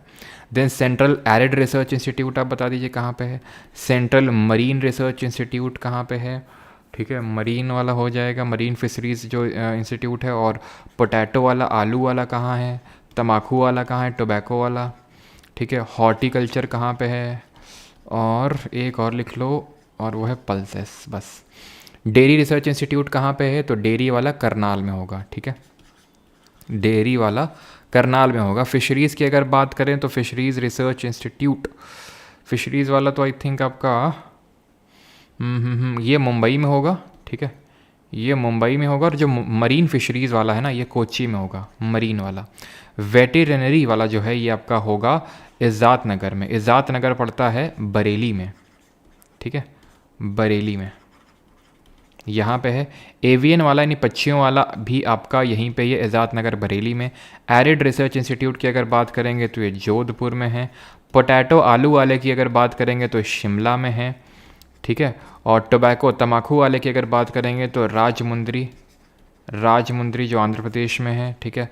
और ऐसे याद कर लो, राजा लोग तम्बाकू बहुत खाते हैं। बीड़ी किससे बनती है जरा बताना, बीड़ी किसकी पत्तियों से बनती है, किसके लीफ से बनती है, अभी क्वेश्चन पूछा था सीजीएल में।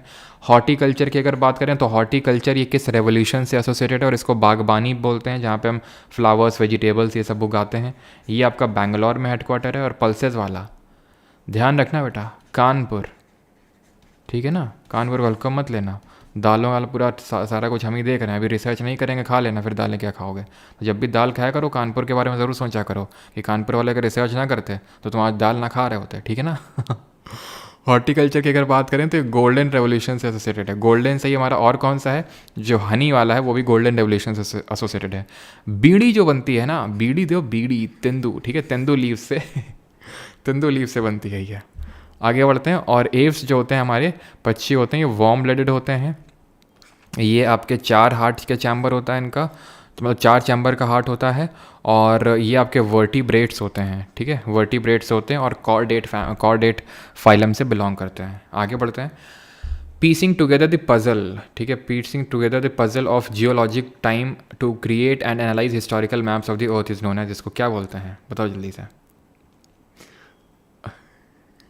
हाँ, ये कानपुर शिवली रोड पे पड़ता है, आई थिंक जब आईआईटी की तरफ जाओ तो वहीं पे ही है।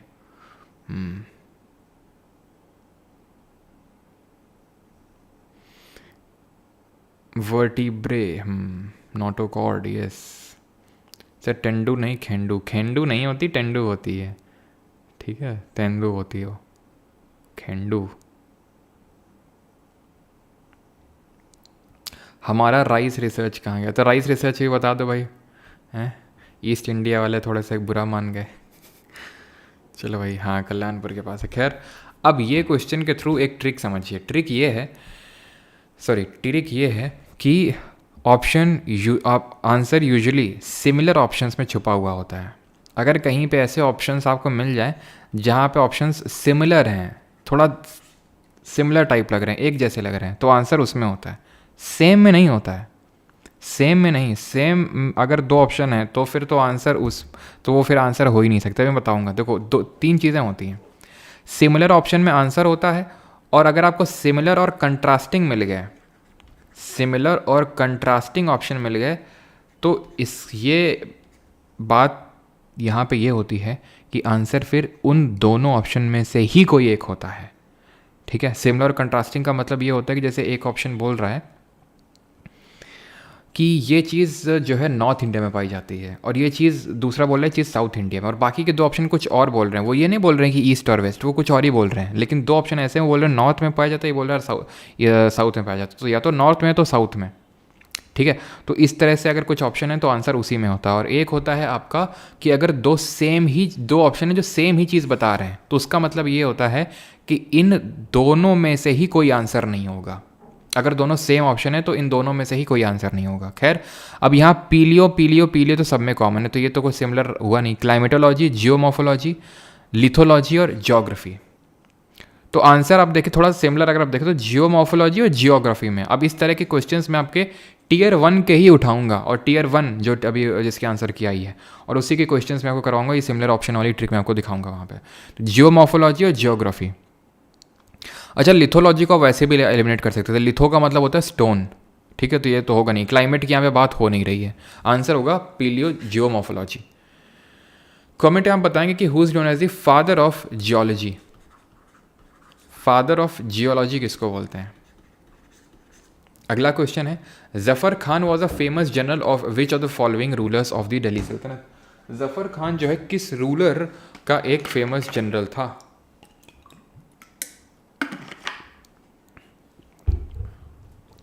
अलाउद्दीन खिलजी, इल्तुतमिश, मोहम्मद बिन तुगलक या फिर बलबन?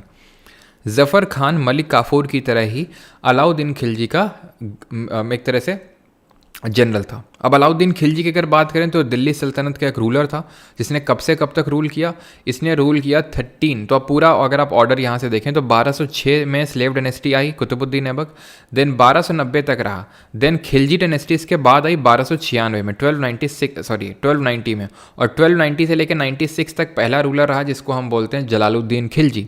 और उसके बाद आए हमारे कौन? 1296 में अलाउद्दीन खिलजी। 1296 से लेकर 1316 तक, 1316 ईस्वी तक ये रहे अलाउद्दीन खिलजी। अलाउद्दीन खिलजी की अगर बात कर रहे हैं तो इसको अली गुरशस्प के नाम से जानते हैं, और बहुत सारी चीज़ें अलाउद्दीन खिलजी से जो पूछता है। इसने 3 तरह के टैक्स लगाए थे, घरई, चराई और जजिया। घरई हाउस टैक्स, चराई पेस्टोरल टैक्स, और जजिया नॉन मुस्लिम्स पे। फिर इसकी अगर बात करें तो इसका ठीक है, इसके टाइम पे एक इसका कोर्ट पोएट हुआ करता था आमिर खुसरो, जिसने कि आमिर खुसरो ने इसको टाइटल दिया था सिकंदर सैनी का, और इसने टाइटल दिया था आमिर खुसरो को तूते हिंद का, that is parrot of India का टाइटल दिया था। किसने टाइटल दिया था ये? अलाउद्दीन खिलजी ने आमिर खुसरो को। आमिर खुसरो ने कव्वाली वगैरह बहुत कंपोज करने का काम किया था अलाउद्दीन खिलजी। अलाउद्दीन खिलजी अपने मार्केट रिफॉर्म्स के लिए बहुत जाना गया। मार्केट में इसने कौन कौन से रिफॉर्म्स लाए? इसने मार्केट को कंट्रोल करके रखा, जिसके लिए उसने कुछ ऑफिसर अपॉइंट करके रखे, जैसे कि सराय आदिल, इसको क्लॉथ मार्केट बोलते हैं। उसने अपॉइंट करके रखा शहनाई मंडी को। किसको अपॉइंट करके रखा? शहनाई मंडी। ये कौन थे? ये ऑफिसर थे जो मार्केट में देखते थे कि सभी ढंग से प्राइस वही प्राइस को फॉलो कर रहे हैं कि जो उनको बताया गया है, या फिर नहीं कर रहे हैं। क्यों? क्योंकि वो अपने सोल्जर्स को कम कम सैलरी पे करता था, और उसने बहुत बड़ी स्टैंडिंग आर्मी बना रखी थी। उसने इन सब के लिए दाग और चेहरा सिस्टम भी इंट्रोड्यूस कर रखा था। दाग का मतलब होता है ब्रांडिंग ऑफ हॉर्सेस की ब्रांडिंग करना, और चेहरा की अगर हम बात करें, चेहरा इसको हम हुलिया सिस्टम के नाम से भी जानते हैं, ठीक है। और ये जो है, जो सैनिक होते थे, जो सिपाही होते थे, उनके लिए था ये। इसने कुछ स्पाइस भी यहाँ पे अपॉइंट कर रखे थे, जिनको हम मुनैया के नाम से जानते हैं, ठीक है। मुनैया ये कौन होते थे? स्पाइस होते थे। स्पाइस मतलब जो खबरी जिनको हम बोल सकते हैं, ठीक है, जासूस। अलाउद्दीन खिलजी का एक और मिलिट्री कमांडर था जिसको हम जानते हैं मलिक काफूर के नाम से, फिर हजार दिनारी के नाम से। इसने साउथ इंडिया में एक्सपेडिशन किए अलाउद्दीन खिलजी के लिए, और इसने कैप्चर किया, जैसे कि फॉर एग्जांपल इसने कैप्चर किया सबसे पहले तो देवगिरी, जहाँ पे यादव्स रहते थे, उनको हराया। कब? 1308 में, 1308 AD में हराया। देन होयसाल डायनेस्टी जो कहाँ पे रूल कर रही थी? होयसाल ऑफ हालेबीडू। इन्होंने ही, होयसाल डायनेस्टी ने तो कैसे शेप के टेंपल बनाए थे? स्टार शेप्ड टेंपल, जो कि हमारी 42nd यूनेस्को के वर्ल्ड हेरिटेज साइट में इंक्लूड किए गए हैं। हालेबीडू इनकी कैपिटल थी। द्वार समुद्रम, ठीक है, द्वार समुद्रम, कुछ याद आया? द्वार समुद्रम फाउंडर। तो होयसाल की अगर बात करेंगे तो 1311 में इनको हराया। इसी सेम टाइम पे ही पांड्या को हराया इसने, मलिक काफूर ने, साउथ इंडिया में जाके। और जो वारंगल के ककातिया थे, ककातियाज ऑफ वारंगल, इनको हराया इसने 1313 के टाइम पे, ठीक है। तो ये ध्यान रखना, मलिक काफूर ने ये सब किया था, जिसको कि हजार दिनारी के नाम से जानते हैं। और अलाउद्दीन खिलजी के रिगार्डिंग कुछ याद किया जा सकता है, कुछ ऐसा जो हम मिस कर रहे हो कुछ? हाँ, इसने अलाई दरवाज़ा बनवाया, अलाई दरवाज़ा जो कि एंट्रेंस है कुतुब मीनार का। और क्या बनवाया इसने? सेकेंड सिटी सिरी डेवलप करी, और सिरी फोर्ट का निर्माण किया इसने। अब आते हैं इल्तुतमिश पे। इल्तुतमिश की अगर बात करें तो 1210 से लेके, यानी कि जब आपका 1206 से लेकर 10 तक तो कुतुबुद्दीन ऐबक रहा था, जिसको कि हम लाख बख्श के नाम से जानते हैं, जिसने 2.5 दिन का झोपड़ा बनवाया, कुतुब मीनार का कंस्ट्रक्शन स्टार्ट करवाया, और उसने और क्या बनवाया, 2.5 दिन का झोपड़ा, तो ये तो अजमेर में बनाया, प्लस उसने बनवाया यहाँ पे कुव्वतुल इस्लाम कुतुब मीनार के पास में। कुतुब मीनार कितने टावर का, मतलब उसका लंबाई कितना है और वो कितने स्टोरे हैं, कितने माले हैं, ये आपको बताना है। तो 1210 में इसकी पोलो या चौगान खेलते वक्त डेथ हो जाती है, तो 1210 से लेके 1236 तक इल्तुतमिश का रूल रहता है। इल्तुतमिश का रूल क्यों इंपॉर्टेंट है? इल्तुतमिश ने भी बहुत सारी चीज़ें करी, जैसे कि इसने सिल्वर कॉइन, सिल्वर टंका चलाया, कॉपर जीतल चलाया, तो सिल्वर टंका, कॉपर कॉइन, जीतल चलाया, सिल्वर टंका और कॉपर का जीतल चलाया। इल्तुतमिश ने इक्ता सिस्टम को इंट्रोड्यूस किया गया, जहाँ पे उसने एक सर्टेन पार्ट ऑफ लैंड कुछ अपने आर्मी पर्सनल्स को दे दी, और आप आर्मी मेंटेन करो, उससे रेवेन्यू एक्सट्रैक्ट करो। इल्तुतमिश की अगर बात करेंगे तो इसने ही चंगेज़ खान का जो एक हम बोल सकते हैं अटैक है, उसको सक्सेसफुली रेजिस्ट कर लिया था इसने, ये चीज़ है। टंका जीतल हो गया।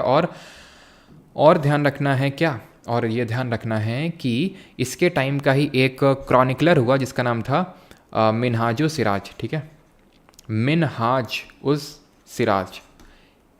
मिनहाज उस सिराज की अगर बात जब हम करें तो इसने लिखा था क्या, तबाकत नसीरी, और तबाकत नसीरी में इसने ये लिखा था कि किस तरह से इसके जो बेटे थे वो उतने एबल नहीं थे जितनी कि इसकी बेटी रज़िया सुल्तान एबल रूलर थी, और इसी वजह से इसके बाद रज़िया आती है यहाँ पे।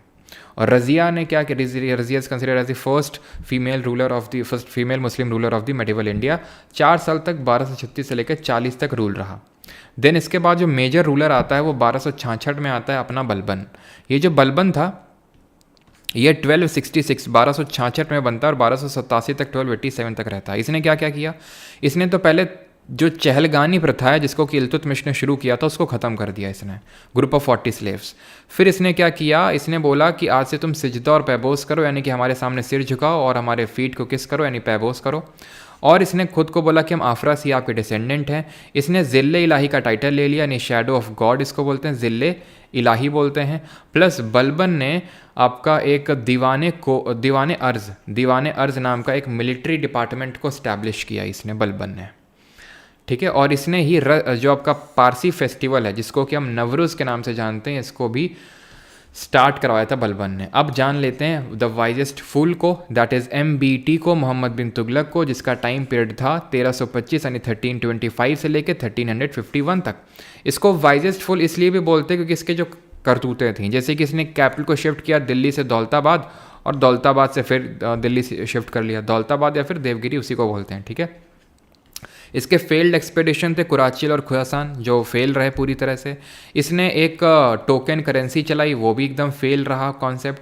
और इसने जो है कुछ ऐसे लोगों को अपॉइंट कर दिया हाई एडमिनिस्ट्रेटिव पोस्ट पे, जैसे कि 2 गार्डनर थे जिनका नाम था लाढ़ा और पीरा, एक वाइन डिस्टिलर था, एक कुक था, उनको सबको हाई एडमिनिस्ट्रेटिव पोस्ट दे दी, जो कि मूर्खता वाला काम था। ऐसा किसने बोला था? ऐसा बोला था ज़ियाउद्दीन बरानी ने। अपनी किस किताब में, ज़रा बताएंगे किस किताब में बोला था? MBT नहीं, दीवाने को ही स्टार्ट किया, दीवाने ओ ही नहीं, दीवाने को ही, जिसको कि हम बोलते हैं डिपार्टमेंट ऑफ एग्रीकल्चर, ठीक। और MBT को ही उलुग खान के नाम से भी जाना जाता है। उलुग खान काफ़ी लोगों के टाइटल थे, जैसे बलबन का भी उलुग खान का ही टाइटल था। ज़ियाउद्दीन बरानी ने लिखी थी तारीख़ फ़िरोज़ शाही, इन शॉर्ट फ़िरोज़ शाही लिख रहा हूँ मैं, ठीक है, तारीख़ फ़िरोज़ शाही। पादशाहनामा किसने लिखी, जल्दी से बताइए? तो पादशाहनामा लिखी थी फ़िरदौसी ने, ठीक है। शाहनामा किसने लिखी? अब्दुल हामिद लाहौरी ने। तो ये भी ध्यान रखिएगा, ये भी आपसे पूछ चुका है। तो ज़ियाउद्दीन बरानी ने फ़िरोज़ शाही लिखी। तबाक़त नसीरी किसने लिखी? तबाक़त नसीरी लिखी मिनहाज उस सिराज ने, जो कि किसके टाइम का क्रॉनिकलर था? इल्तुतमिश के टाइम का। क्लियर हो गई इतनी सारी चीज़ें जो यहाँ पे मैंने बताई, इंपॉर्टेंट रूलर्स के रिगार्डिंग इंपॉर्टेंट चीज़ें, और कुछ तो नहीं है, ठीक है। 11th, which of the following is an indirect tax? इसमें से कौन सा अप्रत्यक्ष कर है? अप्रत्यक्ष कर कौन सा कर होता है? 100 रुपये किसने भेज डाले भाई? सर 7 को एग्जाम में MTS करंट अफेयर्स का कौन सा मंथ का करूँ? करंट अफेयर्स पिछले 6 मंथ का रिकमेंड किया विनाश ने, प्रेम प्रभाकर ने 1 साल का रिकमेंड किया। भैया पिछले 6 महीने का सच नहीं पूछ रहा है, कब का करंट अफेयर पूछेगा आपको ये नहीं पता है। तो मेरा एडवाइस यही रहेगा, करंट अफेयर अगर कहीं से पढ़ा है आपने उसको रिवाइज़ कर लीजिए, ठीक है। अच्छा कल ही पेपर है आपका, उसको रिवाइज़ कर लीजिए। करंट अफेयर को बिल्कुल हाथ मत लगाइएगा, हाथ मत लगाइएगा, बाकी चीज़ें पढ़िए आप, ठीक है। बिल्कुल, शाहनामा आपका फिरदौसी और पादशाहनामा कौन होगा हमारा? अब्दुल हामिद लाहौरी। क्या हमने उल्टा तो नहीं बोल दिया? मैं लिख देता हूँ, कोई नहीं। शाहनामा होगा हमारा, जो ये शाहनामा लिखी गई थी उसके टाइम पे, महमूद ऑफ गजनवी के टाइम पे, 1000 AD के टाइम पे लिखी गई थी, फिरदौसी। और जो पादशाहनामा है ये शाह जहाँ का जो बायोग्राफी है वो है पादशाहनामा, ठीक है। ये लिखा था अब्दुल हामिद लाहौरी ने, ठीक है। तो LP करके कुछ ऐसे याद कर लो, फिर SF ऐसे करके, ठीक है। तो इनडायरेक्ट टैक्स, अब हमारे दो तरह के टैक्स होते हैं, दो तरह के कर होते हैं। एक डायरेक्ट जो डायरेक्टली आपको गवर्नमेंट को देना होता है, इसको आप एस्केप नहीं कर सकते, और दूसरा होता है इनडायरेक्ट जिसको कि आप पास ऑन कर सकते हैं किसी दूसरे पर भी। डायरेक्ट टैक्स के हमारे एग्जाम्पल्स होते हैं जैसे कि capital gains tax, wealth tax, gift tax, income tax, corporate tax, ये सारे टैक्स हमारे डायरेक्ट टैक्सेस होते हैं। डायरेक्ट टैक्स की खासियत ये होती है कि ये प्रोग्रेसिव इन नेचर होते हैं। अब इसको मैं एक्सप्लेन नहीं करने वाला हूँ कैसे प्रोग्रेसिव, क्योंकि अगर आपने पीछे पहले मेरे से पढ़ा है तो सब कुछ आपको पता है कि ये प्रोग्रेसिव होते हैं। यहाँ पे जो मार्जिनल टैक्स लगता है, जो मार्जिनल टैक्स रेट होती है वो एवरेज टैक्स रेट से ज़्यादा होती है। ये भी सब मैं एक्सप्लेन कर चुका हूँ आपको, एवरेज टैक्स रेट से ज़्यादा होता है, प्रोग्रेसिव नेचर का होता है ना। जैसे जैसे आपका इनकम बढ़ेगा वैसे वैसे रेट ऑफ टैक्स भी बढ़ेगा। इनडायरेक्ट टैक्स को हम प्रोपोर्शनल इन नेचर बोलते हैं, प्रोपोर्शनल होता है ये नेचर में। और इसका एग्जांपल है जैसे कि GST goods and services tax हो गया, और कौन से एग्जांपल हो सकते हैं? एक्साइज ड्यूटी हो गया, कस्टम्स ड्यूटी हो गया। These are all are examples of indirect tax. इसमें से ध्यान रखिएगा, वेल्थ टैक्स और गिफ्ट टैक्स को हम पेपर टैक्स के नाम से जानते हैं। और जो टैक्स का पैसा आता है गवर्नमेंट के किस हेड में जाता है, रेवेन्यू या फिर कैपिटल? जल्दी से कमेंट में बताइए इस चीज़ को। और किसने टैक्स रेट और टैक्स कलेक्शन के वर्सेस ग्राफ प्लॉट किया था? Tax rate versus tax collection किसने ग्राफ प्लॉट किया था? तो जो टैक्स कलेक्ट होता है वो आपका जाता है रेवेन्यू रेसीट में, क्योंकि इनकम है तो इसलिए रेसीट बोलेंगे, इनकम बोलेंगे, ठीक है। और रेवेन्यू साइड में जाता है क्योंकि अक्सर जाता रहता है। GST की अगर बात करें तो आपको पता है 101st अमेंडमेंट है। Assam was the first state to ratify this bill, 101st amendment जो एक्ट हुआ था आपका। और अगर बात करें GST के बारे में तो इसको 1 जुलाई 2017 को लाया गया था, पूरे इंडिया में इम्प्लीमेंट किया गया था। और साथ ही साथ GST की अगर बात करें तो GST council article number 279A में आता है। 280 में क्या आता है ज़रा बताना? तो टैक्स रेट वर्सेस कलेक्शन के बीच में जो ग्राफ प्लॉट होता है वो होता है लैफर्स कर्व। क्या होता है? लैफर्स कर्व होता है ये आपका। बाकी कर्व कौन कौन से होते हैं? एवरेज फिक्स्ड रेवेन्यू कर्व होता है जो हाइपरबोला शेप का होता है कि आप जैसे एक समोसा बनाएंगे आप, मैं आपसे बोलूँ बेटा एक समोसा बना के लाओ तो तुम्हें बहुत खर्चा लग जाएगा। फिर मैं बोलूँ बेटा एक की जगह 10 बनाओ, तो अब एक समोसा बनाने में आई लागत कम हो जाएगी। मैं बोलूँ बेटा 100 समोसे, क्यों? अब एक समोसा बनाना है तो अभी सिलेंडर लाना पड़ेगा, आलू नमक ये सब लाने पड़ेंगे, तो एक आलू तो खरीद के लाओगे नहीं। और जितने ज़्यादा बल्क में खरीद के लाओगे आलू नमक और ये सब सिलेंडर वगैरह तो उतना ही कम थोक में सस्ता मिल जाता है, तो एक समोसा बनाने की कीमत घटती जाएगी। तो ये एवरेज फिक्स रेवेन्यू कब होता है। इनइक्वालिटी कर्व क्या होता है? इनइक्वालिटी कर्व ये होता है आपका लॉरेंस कर्व, जिसको हम बोलते हैं लॉरेंस कर्व, जिसमें 0 का मतलब होता है परफेक्ट इक्वालिटी, 1 का मतलब होता है परफेक्ट इनइक्वालिटी। डिमांड और सप्लाई कर्व हम आगे पढ़ेंगे कभी, ठीक है। तो ये चीज़ें होती हैं। और बाकी फिलिप्स कर्व क्या होता है? फिलिप्स कर्व भी आपका कुछ इस तरह से होता है। फिलिप्स कर्व के अकॉर्डिंग ये बोला गया है कि किस तरह से जो इन्फ्लेशन की जब रेट ज़्यादा होती है तो अनएम्प्लॉयमेंट की रेट कम होती है, ये होता है फिलिप्स कर्व। क्लियर इतनी चीज़? आगे बढ़ें, आगे बढ़ जाएं, और तो कुछ नहीं है। Which article of the constitution of India empowers a high court to issue a writ? तो रिट इशू करने का पावर कौन सा मतलब आर्टिकल से मिलता है? 132, 226, 143 या फिर 32? तो यहाँ पे अगर हम बात करें 132 आंसर नहीं होगा, 32 आंसर नहीं होगा। 32 से रिट इशू तो की जाती है but supreme court writ issue करता है, आंसर होगा 226। हाई कोर्ट हमारे कंट्री में आज कितने हैं? 25 हाई कोर्ट हैं। देश का पहला हाई कोर्ट कौन सा था? कलकत्ता हाई कोर्ट था, ये कलकत्ता का हाई कोर्ट था। ये कब बना था? 1861 का एक्ट आया था, 1862 में फोर्ट विलियम में बना था। जो हमारा बाकी के दो हैं वो भी 1862 में बने थे। बाकी के दो कौन? जो बॉम्बे और हमारी मद्रास प्रेसिडेंसी थी ब्रिटिशर्स की, वो भी 1862 में ही बने थे। 1866 में बना था हाई कोर्ट ऑफ इलाहाबाद। पहली हाई कोर्ट की महिला जज कौन थी? ये थी एना चैंडी। कौन से हाई कोर्ट की थी? ये क्वेश्चन पूछा था अभी टियर 1 में। एना चैंडी केरल हाई कोर्ट की थी। आपकी लीला सेठ पहली चीफ जस्टिस थी, महिला चीफ जस्टिस किसी हाई कोर्ट की, वो हिमाचल प्रदेश के हाई कोर्ट की थी वो। उनके बेटे हैं विक्रम सेठ जिनकी किताब है अनस्यूटेबल बॉय, और करण जौहर की है अनस्यूटेबल बॉय। अब ये जो रिट होती है इसको कौन इशू करता है? सुप्रीम कोर्ट और हाई कोर्ट दोनों करते हैं। But let me tell you कि सुप्रीम कोर्ट का जो रिट इशू करने वाला ये आर्टिकल होता है ये फंडामेंटल राइट है, तो इसीलिए सुप्रीम कोर्ट कभी मना नहीं कर सकता इसको इशू करने के लिए। और 226 के तहत जो हाई कोर्ट है वो ना सिर्फ मौलिक अधिकार यानी फंडामेंटल राइट को इन्फोर्स करने के लिए रिट इशू कर सकता है, बल्कि लीगल राइट्स को इन्फोर्स करने के लिए भी रिट इशू कर सकता है, इसलिए इसका रिट जुरिसडिक्शन वाइड होता है। इसको heart and soul of Indian constitution बोला था अम्बेडकर जी ने।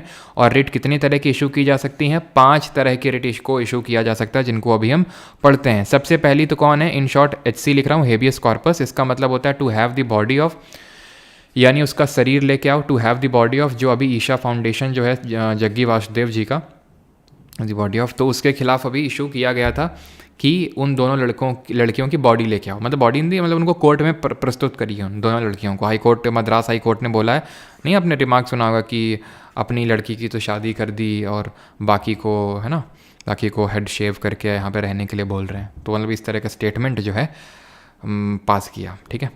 खैर आपके अकॉर्डिंग कैसा था, मतलब स्टेटमेंट की आप क्या करते हैं? निंदा करते हैं, प्रशंसा करते हैं, क्या करते हैं बताइए जल्दी से, ठीक है। हेबियस कॉर्पस, क्योंकि मैं बोलूँगा तो विवाद हो जाएगा ठीक है। हेबियस कॉर्पस के बाद आता है मैंडमस, ठीक है। और मैंडमस की अगर बात करें तो मैंडमस में होता यह है कि जब कोई मैंडेटरी काम नहीं करता है, ठीक है, तो उसको बोला जाता है कि आप अपना काम करिए, ठीक है, यानी कि वी कमांड इसका लिटरल मीनिंग होता है। लिटरल मीनिंग जो लिख रहा हूँ इसको ध्यान से देख लीजिएगा, यही पूछता है लिख के, we command to have the body of. तो जब कोई गवर्नमेंट सर्वेंट मैंडेटरी काम नहीं करता है, यानी जो उसको करना चाहिए, तो मैंडमस को इशू किया जाता है। प्रेसिडेंट और गवर्नर के अगेंस्ट इसको कभी इशू नहीं किया जा सकता है मैंडमस वाले रिट को, ठीक है। वी कमांड बिल्कुल सही है सर, मैंडमस में कमांड, हाँ, government officials, yes yes yes, हमने भी पढ़ा है। अच्छा पढ़ा है तुमने। मैंडमस प्रोहिबिशन पे आते हैं, प्रोहिबिशन देन आता है, देन आता है आपका सर्श्योररी। सर्श्योररी ये दोनों भाई हैं। प्रोहिबिशन में क्या है? हायर को, इसका मतलब होता है वी फॉरबिड, इसमें मना किया जा रहा है, वहाँ पे कुछ बोला जा रहा है कि ये करो, यहाँ पे मना किया जा रहा है कि मत करो, वी फॉरबिड, ठीक है। हायर कोर्ट लोअर कोर्ट को बोलता है कि तुम रुक जाओ, अपने जुरिसडिक्शन के बाहर मत निकलो। ये क्या होता है? इसका मतलब होता है टू बी सर्टिफाइड ऑफ, यानी कि वो हायर कोर्ट लोअर कोर्ट को बोल रहा है कि तुम अपने औकात से बाहर निकल चुके हो, जुरिसडिक्शन से बाहर निकल चुके हो, तो तुम्हारे उस ऑर्डर को क्वैश करते हैं और इस केस को अपने अंडर लेते हैं। अभी ये जग्गी वासुदेव जी वाला जो ईशा फाउंडेशन वाला जो मामला है, इसमें 2 रिट इन्वॉल्व हैं, एक तो हेबियस कॉर्पस है और दूसरी सर्श्योररी है। हेबियस कॉर्पस के थ्रू मद्रास हाई कोर्ट ने बोला कि वहाँ पे ले जाओ और लड़कियों को लेके आओ यहाँ पे, ठीक है, पुलिस से बोला। हाई कोर्ट ने बोला, डीवाई चंद्रचूड़ ने, घुस मत जाना वहाँ पे, घुस मत जाना वहाँ पे। और मद्रास हाई कोर्ट को थोड़ा लताड़ लगाई और बोला कि तुम्हारा ये जो केस है उसको हम लेते हैं अपने अंडर में, तो सर्श्योररी हो गया ये, ठीक है, क्योंकि वो अपने जुरिसडिक्शन से बाहर निकल गया था मद्रास हाई कोर्ट। देन यहाँ पे आते हैं, तो उसने क्या लिया? सुओ मोटू कॉग्निजेंस लिया सुप्रीम कोर्ट ने। क्यों वारंटो क्या होता है? क्यों बैठे हो तुम यहाँ पे, यानी कि बाई वॉट अथॉरिटी ऑफ, यानी कि जब कोई government official, by what authority of, जब कोई गवर्नमेंट ऑफिशियल क्या करता है कि कोई एक ऐसे पद को होल्ड कर रहा है जिसके लिए वो एलिजिबल नहीं है, तो उस केस में इसको इशू किया जाता है। ऑलराइट, 143 क्या है? 143 हम आगे डिस्कस करेंगे, आपको पता है तो मैं बता देता हूँ, नहीं तो आगे डिस्कस करेंगे। Advisory jurisdiction of supreme court है। प्रेसिडेंट एडवाइस लेने जाता है सुप्रीम कोर्ट के पास और वो एडवाइस बाइंडिंग नहीं होती प्रेसिडेंट पे, ये चीज़ आपको ध्यान रखना है। और 142 तो मैंने कल शॉर्ट एक वीडियो डाली थी, रील डाली थी, अतुल कुमार का मैंने केस बताया था, तो उसके थ्रू उसको एक्सप्लेन कर दिया है मैंने, पता है ना सभी को। 142 जल्दी से बताइए 142 में क्या है? कल मैंने जो रात को रील डाली थी 8:30 बजे, उसमें मैंने बताया था आपको। चलिए sir, please add English subtitle for yesterday's video sir, please add. Okay Afra ji, add हो जाएंगे। Which of the following statement about the इश्तिहार्स issued during the revolt of 1857 is correct? कौन सा सही है इसमें?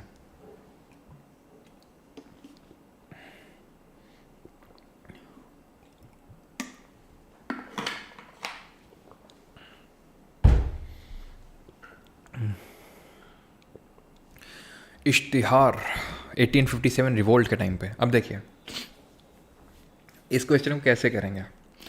हमें नहीं पता इश्तिहार क्या थे, क्यों थे, कैसे थे, कब थे, ठीक है, कब तो लिखा हुआ 1857। They glorified the Muslim rule in India, यानी कि उन्होंने मुस्लिम रूल को ग्लोरीफाई किया। तीसरा देखो सिमिलर टाइप है, they glorified the message of Islam. कहीं ना कहीं अगर हम देखें तो ये सेम ऑप्शन नहीं है, दो एक ही चीज़ को बता रहे हैं। मुस्लिम रूल या फिर इस्लाम बात एक ही है, मैसेज ऑफ इस्लाम, उसको ग्लोरीफाई कर रहे हैं, और 2 ऑप्शन जो सेम चीज़ बता रहे हैं वो आंसर नहीं हो सकते हैं, बाकी भी पढ़ ही लेते हैं। They glorified the coexistence of different communities under the Mughal empire. They glorified the role of Queen Victoria, इसको तो सीधा सीधा एलिमिनेट कर ही सकते हैं, इश्तिहार है, मुस्लिम नेम है थोड़ा सा, तो क्वीन विक्टोरिया तो नहीं होगा, ठीक है। क्वीन विक्टोरिया के रोल को क्यों ही ग्लोरीफाई किया जाएगा, वो भी 1857 के रिवोल्ट में क्वीन विक्टोरिया को ग्लोरीफाई किया जाएगा, ना ना ना भाई, रिवोल्ट में तो इनके खिलाफ था ना, ब्रिटिशर्स के खिलाफ। तो और ए और सी दोनों सेम है, तो एक क्वेश्चन मतलब वही है ना कि सेम ही चीज़ बता रहे हैं तो आंसर हो नहीं जाएंगे। आंसर होगा option number B, they glorified the coexistence of different communities under Mughal empire. यानी कि मुगल एम्पायर थोड़ा सा आपको क्या है सर, मतलब इतना आप कर सकते हैं, मैंने आपको ये पढ़ा रखा है 1857 के विद्रोह में क्या हिंदू क्या मुस्लिम सब एक थे। क्यों? क्योंकि पोर्क मतलब ये बोला गया था कि जो ग्रीन फील्ड राइफल है उसमें चर्बी वाले कारतूसों का प्रयोग हो रहा है, ग्रीस्ड कार्ट्रिजेस का यूज़ हो रहा है। अब उसमें गाय का मांस भी और सुअर का मांस, पिग का मीट और काऊ का मीट जिसको बीफ बोलते हैं, दोनों का यूज़ का खबरें थी, इस तरह से अफवाह थी, जो भी सच था झूठ था वो जो भी हो। तो पोर्क जो होता है दैट इज़ जो पिग का मीट होता है वो मुस्लिम धर्म में, इस्लाम धर्म में बहुत प्रोहिबिटेड है, और बीफ आपको जानते हैं हिंदू धर्म में कि बहुत ही वो भी ज़्यादा प्रोहिबिटेड है। तिरुपति जो मंदिर है उसमें को लेकर भी बवाल मचा हुआ है, ठीक है। तो दोनों ही मुस्लिम और हिंदू दोनों ही थे एक साथ। तो मैंने आपको बताया था कि जो मुगल शासक था उस समय बहादुर शाह जफ़र दी सेकंड, बहादुर शाह जफ़र द्वितीय, उसको सभी ने बोला ये है हमारा रूलर। वो तो बुढ़ा हो गया था, वो उसको कोई ज़्यादा इंटरेस्ट भी नहीं था, लेकिन सबने बोला नहीं नहीं हमारा रूलर तो ऐसा है, हम मुगल रूल की सुजरेनिटी को एक्सेप्ट करेंगे, उनकी सॉवरेनिटी को एक्सेप्ट करेंगे, हम ब्रिटिशर्स को एक्सेप्ट नहीं करेंगे। तो भाई सिंपल बात हो गई कि वो क्या बोलना चाह रहे 1857 रिवोल्ट में कि हम डिफरेंट कम्युनिटीज़ एक साथ रहेंगे मुगल एम्पायर के अंडर। तो ऑप्शन नंबर बी यहाँ पे सही आंसर होगा।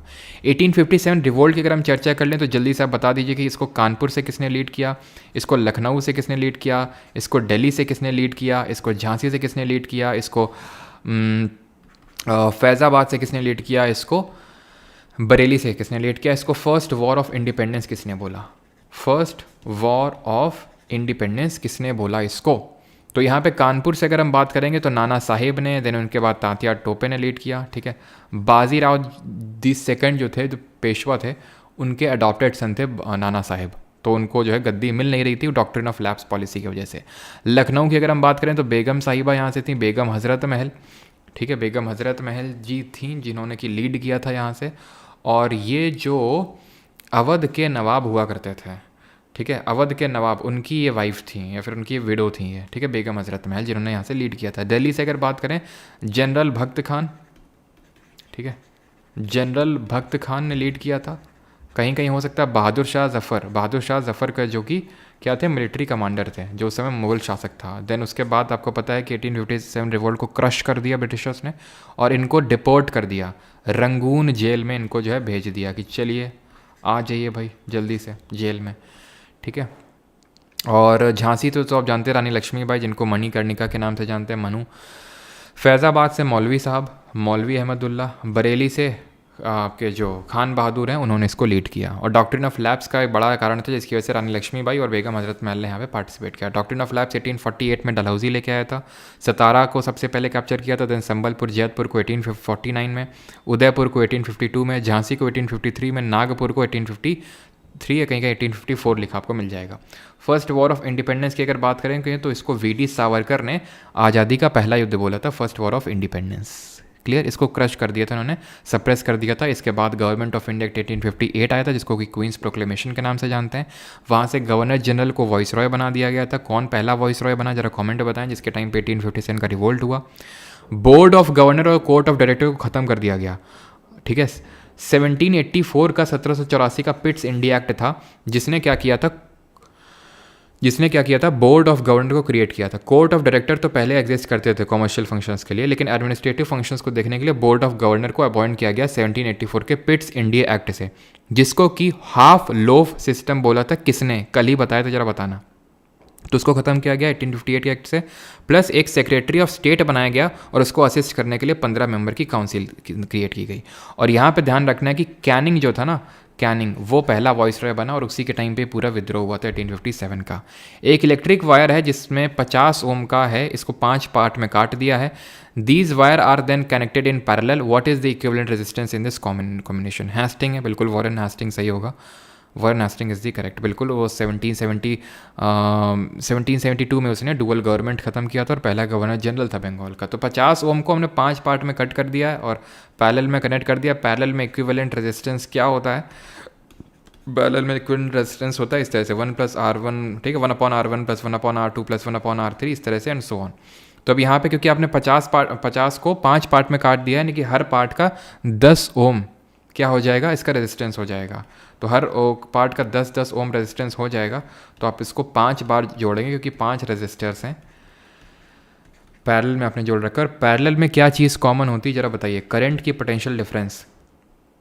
तो 10 एलसीएम लेंगे, 5 बार जोड़ेगा 1 तो 5 आ जाएगा। तो ये 1/R इक्विवेलेंट है। R इक्विवेलेंट कितना हो जाएगा? आप इसको रिवर्स कर देंगे तो 10/5 यानी कि 2 ओम निकल के आ जाएगा, ऑप्शन नंबर ए।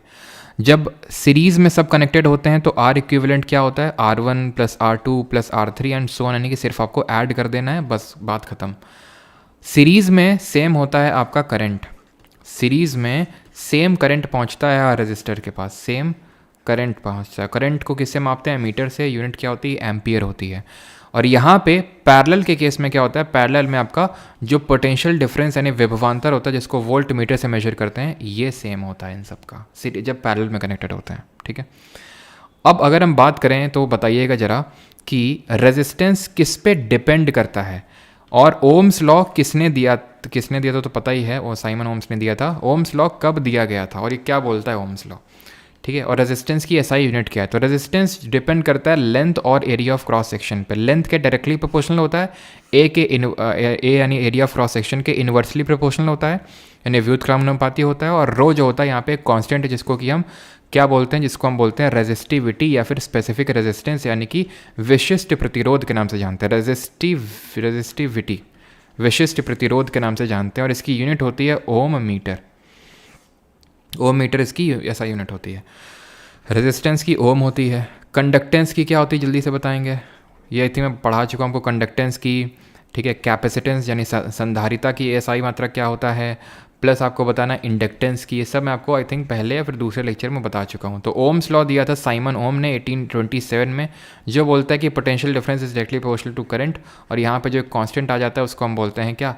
रेजिस्टेंस। तो ये 1827 में दिया गया था लॉ, ठीक है। यानी कि करंट और पोटेंशियल डिफरेंस डायरेक्टली प्रोपोर्शनल होते हैं। सिंगल स्ट्रेट लाइन इस तरह से बनती है आपकी।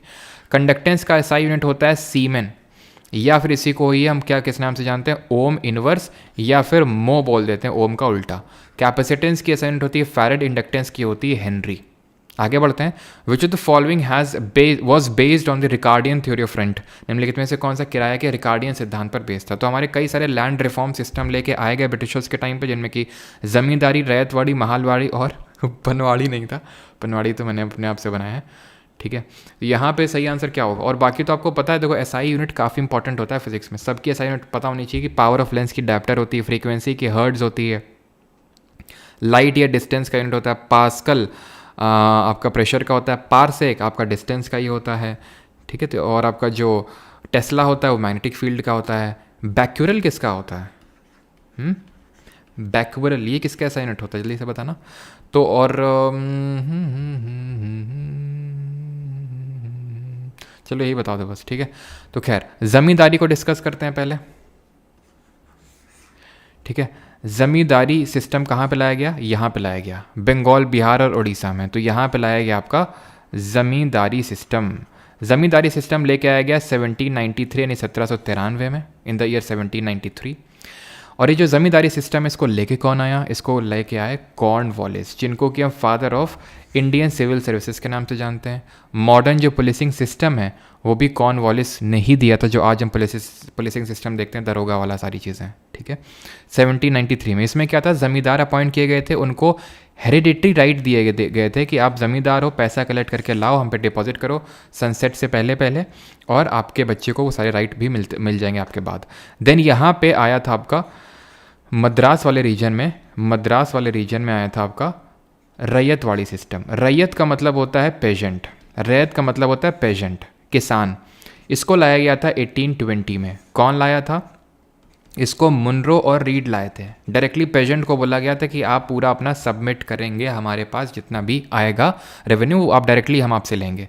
और ये जो था यही आपका रिकार्डियन थ्योरी ऑफ रेंट पे बेस्ड था। आर से रैयतवाड़ी और आर से रिकार्डियन थ्योरी ऑफ रेंट। और बेक्यूरल की अगर बात करेंगे तो ये रेडियो एक्टिविटी, रेडियो धर्मता की जो है एसआई यूनिट होती है रेडियो एक्टिविटी की। बेक्यूरल, हेनरी बेक्यूरल नाम थे, उन्होंने रेडियो एक्टिविटी सबसे पहले चालू किया था। इसी पे फर्दर काम किया था मैडम क्यूरी और उनके हस्बैंड पीर क्यूरी ने, जिसको लेके तीनों लोगों को एक साथ नोबेल प्राइज़ मिला था 1903 में। And Madam Curie became the first women to receive the Nobel. पहले इन जनरल पहले कौन थे जिनको नोबेल मिला? वो थे एक्सरे की डिस्कवरी करने वाले रॉन्टजन, विलियम रॉन्टजन, जिनको कि एक्सरे की डिस्कवरी के लिए मिला 1901 में। अब आ जाते हैं रैयतवाड़ी के बाद महालवाड़ी, जिसको कि ये पंजाब और NWFP वाले रीजन में लाया गया। ये 1822 में लाया गया था महालवाड़ी, ठीक है। महाल का मतलब होता है ग्रुप ऑफ विलेज। 1822 में लाया गया था और इसको कौन लेके आया था? इसको होल्ट मैकेंजी लेके आए थे इसको। और अगर ये ऑप्शन में नहीं होंगे तो विलियम बेंटिक ऑप्शन आपको देखने को मिलेंगे। वही विलियम बेंटिक जिन्होंने 1829 में सती प्रथा खत्म करी थी, पहले गवर्नर जनरल ऑफ इंडिया थे ये। पनवाड़ी वाला सिस्टम तुम जानते ही हो। Which group of animals are named because of their spiny skin and have a peculiar water driven tube system that they use for moving around? Hemichordata, aschelminthes, echinodermata या फिर Mollusca? पूरा फाइल ये क्या है? ये एनिमल किंगडम से आपका सवाल है।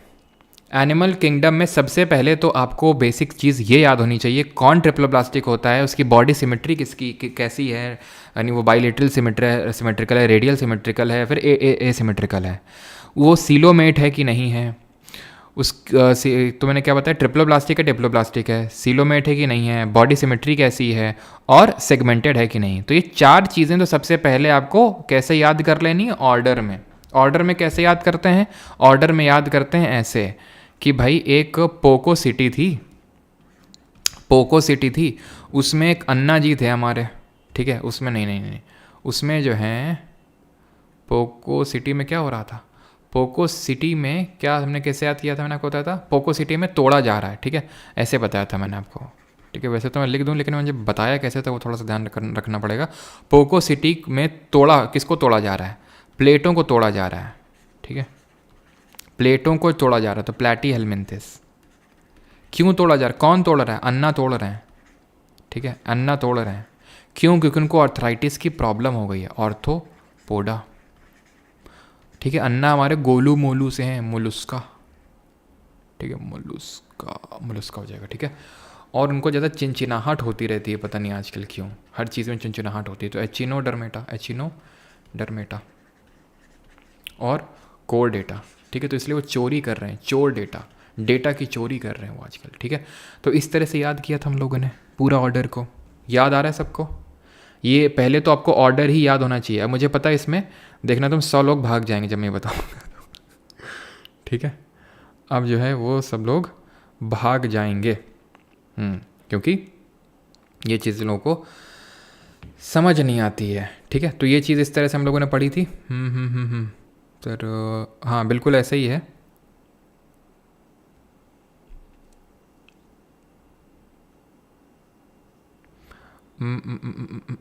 आई थिंक मैंने इसको मैंने प्लेटें तोड़ रहे हैं, ठीक है। तो प्लेटी हेलमिंथिस ऊपर होगा, ठीक है। हम लोगों ने इस तरह से याद किया था, प्लेटें तोड़ रहे हैं, ठीक है। तो प्लेटें तोड़ रहे हैं तो प्लेटी हेलमिंथिस ऊपर आएगा, निमेटोडा नीचे आएगा, ठीक है। प्लेटी हेलमिंथिस ऊपर आएगा, प्लेटी हेलमिंथिस यहाँ पे होगा और यहाँ पे निमेटोडा। देखो ये कोई ऑर्डर, ऐसा कोई ऑर्डर होता नहीं है, हम इसको बस याद रखते हैं सो दैट हमें चीज़ें याद रहें। क्या क्या? पोको सिटी होते हैं डिप्लोब्लास्टिक का मतलब ये होता है कि इनमें 2 जर्म सेल्स होते हैं, 2 जर्म लेयर्स होती हैं, एंडोडर्म और एक्टोडर्म।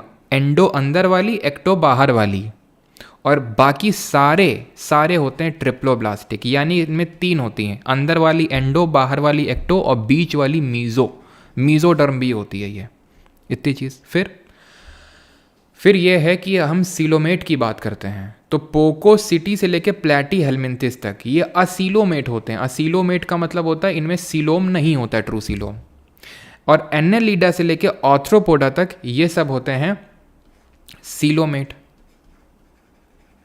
क्योंकि इनमें सीलोम होता है। सीलोम क्या होता है? एक कैविटी होती, खोखला। सर निमेटोडा तो ये तो बेचारा बीच में रह गया, इसका तो कुछ पता ही नहीं।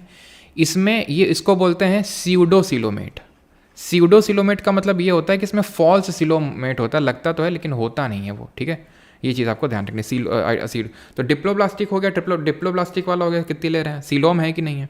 फिर और मैंने क्या बताई थी, सिमेट्री कैसी है बॉडी की, है ना, यही तो ये तो पता है ना सभी को। पो का मतलब पोरीफेरा है, सी का इसका मतलब सीलेंट्रेट है, इसका मतलब टीनोफोरा है, और इसी को निडेरिया बोलते हैं। बाकी तो सब मैंने पूरे लिखी दी है। फिर बॉडी की सिमेट्री कैसी है, तो बॉडी की सिमेट्री पहले इन लोगों की तो एसिमेट्रिकल है। एसिमेट्रिकल का मतलब है कौनो बॉडी की सिमेट्री ही नहीं देखने मिल रही है, ठीक है। देन जो एचिनोडर्मेटा है, ठीक है, देखो इसमें तो कोई सिमेट्री नहीं है। देन ये जो सीलेंट्रेट निडेरिया है, और इसके बाद जो एचिनोडर्मेटा है, इसमें सिर्फ हमें देखने को मिलती है रेडियल सिमेट्री, समझे आप। यानी कि पोरीफेरा में तो मोस्टली एसिमेट्रिकल होते हैं, मोस्टली ज़्यादा सब सीलेंट्रेट मतलब एसिमेट्रिकल होते हैं, नहीं कोई मतलब हमें सिमेट्री देखने को मिलती नहीं है, कोई सिमेट्री नहीं देखने को मिलती है। लेकिन यहाँ पे जब थोड़ा सा नीचे आते हैं हम, यानी कि टीनोफोरा वगैरह में, तो यहाँ पे हमें रेडियल सिमेट्री देखने को मिलती है, यानी कि हर लाइन के लॉन्ग सिमेट्री है। और सेम गोज एचिनोडर्मेटा के साथ।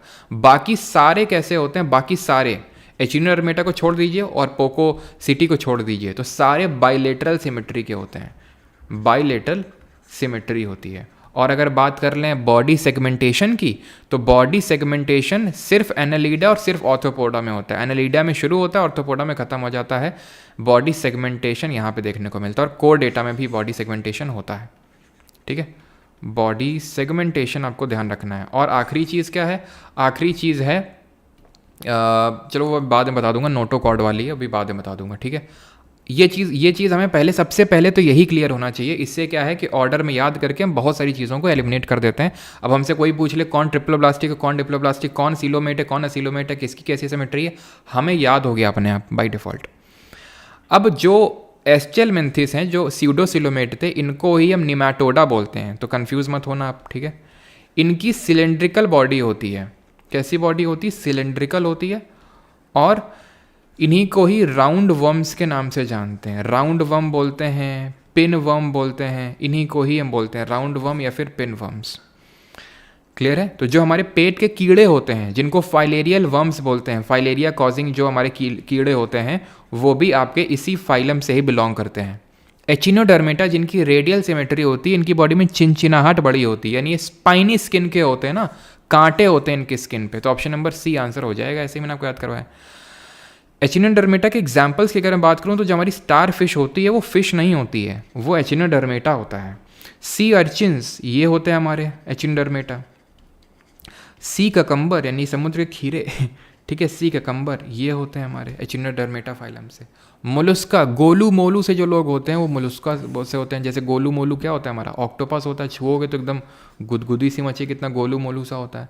स्नेल हो गया हमारा, ऑयस्टर हो गया, तो ये सब क्या होते हैं, ये होते हैं मोलस्का, जो कि सेकंड लार्जेस्ट फाइलम है। लार्जेस्ट फाइलम कौन सा है ये बता देंगे। चोरडेटा कौन है ये, तो कोरडेटा का भाई है, कोरडेटा का सब फाइलम है। कोरडेटा में ही सिर्फ हमें क्या देखने को मिलता है, नोटोकॉर्ड देखने को मिलता है। नोटोकॉर्ड क्या होता है, एक रॉड लाइक स्ट्रक्चर होता है, और वो रॉड लाइक स्ट्रक्चर को ही नोटोकॉर्ड बोलते हैं। हम ह्यूमंस भी इसी में आते हैं, ह्यूमंस, पक्षी, रेप्टाइल्स, फिशेस, ठीक है, सब मैमल हो गए, यानी हम मैमल हैं, पक्षी हो गए, रेप्टाइल यानी सरीसृप हो गए, और आपके एम्फीबियंस हो गए। ये सारे लोग कोर डेटा से बिलोंग करते हैं, ठीक है, क्योंकि सब में नोटोकॉर्ड होता है, इसीलिए इन सब को वर्टिब्रेट्स बोलते हैं। जॉलेस वर्टिब्रेट्स को क्या बोलते हैं, जिनमें जबड़ा नहीं होता, जॉलेस वर्टिब्रेट्स को ये बिलोंग करते हैं, इनको बोलते हैं साइक्लोस्टोमा, ठीक है, साइक्लोस्टोमा। क्लियर इतनी चीज़। और लार्जेस्ट फाइलम होता है ऑर्थ्रोपोडा। ऑर्थ्रोपोडा की अगर हम बात करें तो इसमें बाइलेटरल सिमेट्री तो होती है, और सीलोमेट होता है, ट्रिपल प्लास्टिक होता है, ये तो हमें पता ही है। लेकिन इसके अलावा जॉइंटेड अपेंडेज यानी जॉइंटेड लेग होते हैं। ये क्वेश्चन आई थिंक रिपीट हो गया 17th वाला, कोई नहीं, ठीक है, ये क्वेश्चन आई थिंक रिपीट हुआ 17th, कोई नहीं। तो जॉइंटेड इसमें क्या होते हैं, अपेंडेजेस यानी जॉइंटेड लेग्स होते हैं। ओपन सर्कुलेटरी सिस्टम यानी खुला परिसंचरण तंत्र होता है। इसका आउटर स्केलेटन चिटिन का बना होता है, जिसकी फंगस की सेल वॉल बीसी की बनी होती है। एनालिडा का सबसे बड़ा जो क्लास होता है वो इंसेक्टा क्लास होता है एनालिडा में। Sleeping sickness is caused by, तो जो नींद की बीमारी है वो किसकी वजह से होती है? ट्रिपैनोसोमा की वजह से होती है। अरे 100 स्टूडेंट तो कम ही नहीं हुए यार, हैं? 100 स्टूडेंट तो कम ही नहीं हुए, ऐसा क्यों? सर कल आप मुझे दिखे थे कानपुर में अपनी वाइफ के साथ। अच्छा, कानपुर वाली बात तो सही थी। वाइफ के साथ बेटा पहले शादी तो होने तो, वाइफ तुम पहले ही बना दी है, क्यों? नींद की बीमारी किसकी वजह से होती है? जो तुमको है, जो इस लड़के ने भी कमेंट लिखा ना, उसको स्लीपिंग सिकनेस का प्रॉब्लम है। तो बताओ इसको किस की वजह से, किस प्रोटोजोआ की वजह से ये प्रॉब्लम है? ट्रिपैनोसोमा, लेशमैनिया, प्लाज्मोडियम या फिर पैरामीशियम? सारे प्रोटोजोआ हैं। पैरामीशियम चप्पल शेप का प्रोटोजोआ होता है, स्लीपर शेप का ऐसा होता ही है। और इसमें अपेंडेजेस क्या होता है? अपेंडेजेस क्या होता है? अपेंडेजेस वो होता है जो चलने में हेल्प करता है, लोकोमोशन में हेल्प करता है। जैसे कि बैक्टीरिया में क्या होता है? बैक्टीरियल जो फ्लैगला होता है वो उसका अपेंडेज होता है। और ये कितने पार्ट में इसको डिवाइड करते हैं, इसकी पूरी बॉडी को? स्लीपिंग सिकनेस, सो जा नहीं तो गोगो आ जाएगा, ट्रिपैनोसोमा। और इसमें कौन सा कैरियर कौन होता है? ये तो प्रोटोजोआ हो गया। कैरियर होता है इसमें सो जा से, ठीक है, से फ्लाइज होती हैं इसमें। लेशमैनिया ये क्या कॉज करती हैं? ये काला आजार कॉज करती हैं। काला आजार में क्या होता है? एनलार्ज स्पीन हो जाता है, बड़ा सा पेट निकल आता है छोटे बच्चों का। और अब मुझे याद आ रहा है, मैंने पूछा था कि प्रोटीन की कमी से कौन सी डिजीज़ होती है? छोटे बच्चों में होती है ये क्वाशियोरकर, ध्यान रखना है। मैरास्मस भी होती है, लेकिन वो बाकी सारे न्यूट्रिएंट, ओवरऑल सारे न्यूट्रिएंट्स की जब डेफिशिएंसी होती है, कार्ब्स, फैट्स, इन सब की, तब होता है मैरास्मस। प्रोटीन के डेफिशिएंसी से क्वाशियोरकर। फ्लैगला के 3 पार्ट होते हैं, कौन कौन से?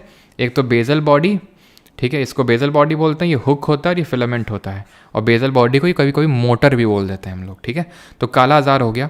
और इसमें कैरियर कौन होता है? कौन सी फ्लाई कैरियर होती हैं? तो इसे सैंड फ्लाई होती हैं, वो कैरियर होती हैं इसमें।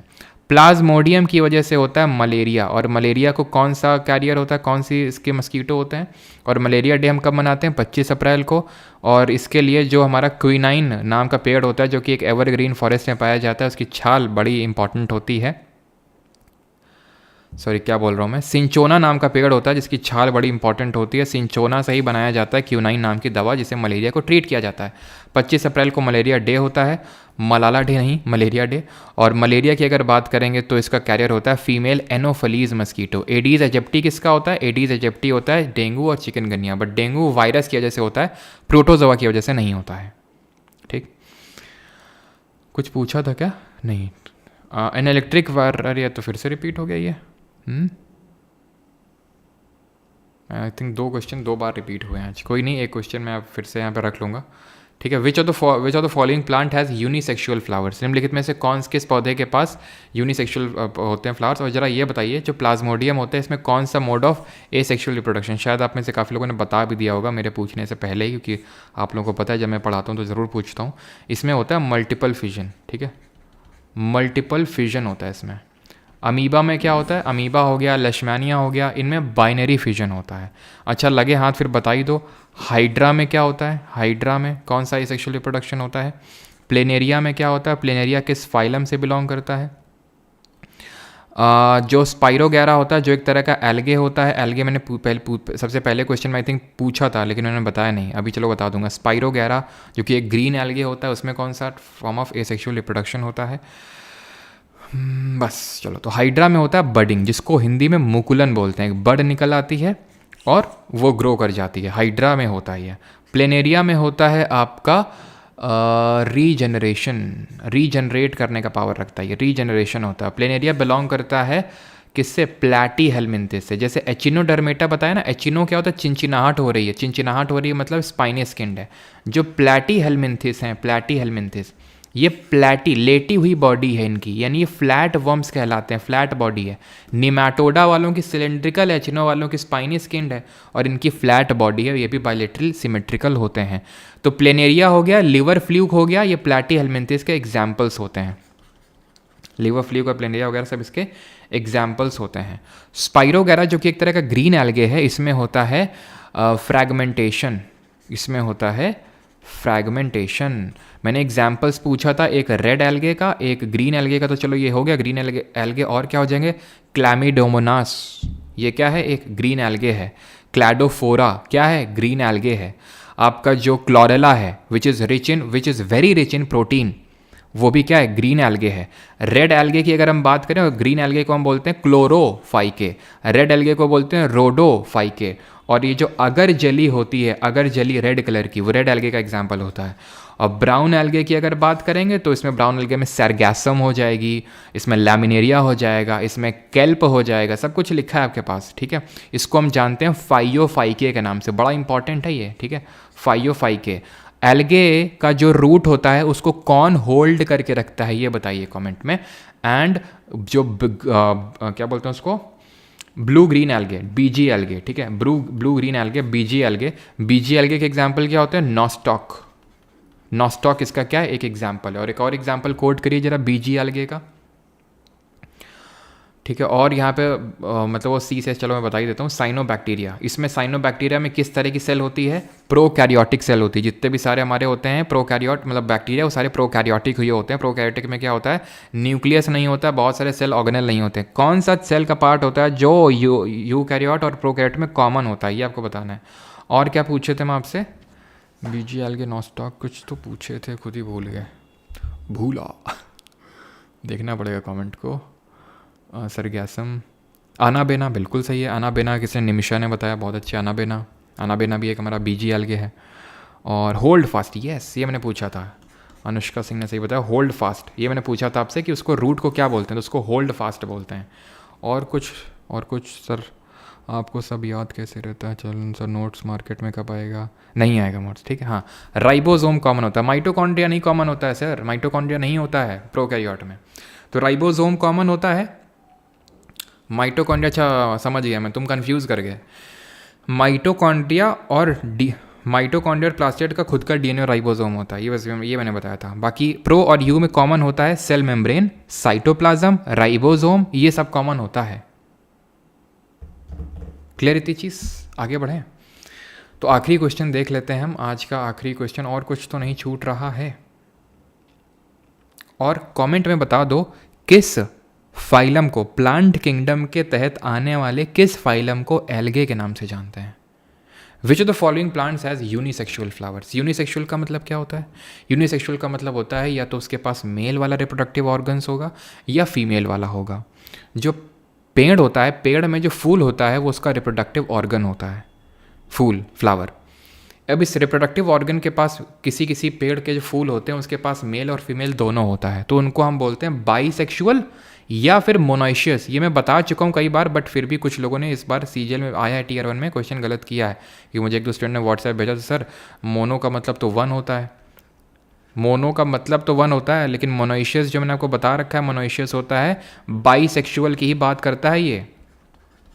बाईसेक्सुअल मतलब जिनके पास दोनों होता है, मेल और फीमेल। क्या होता है मेल फीमेल, तो मेल पार्ट होता है आपका ये चीज़ क्या है, ये आपका है फिलामेंट, जो डंडी है, डंडी में ये जो है बड़ा सा, इसको बोलते हैं एंथर, एंथर बोलते हैं। और एंथर के अंदर ये जो ऐसे येलो येलो पार्ट हैं जो गोल गोल हैं, इनको पॉलन ग्रेन्स बोलते हैं।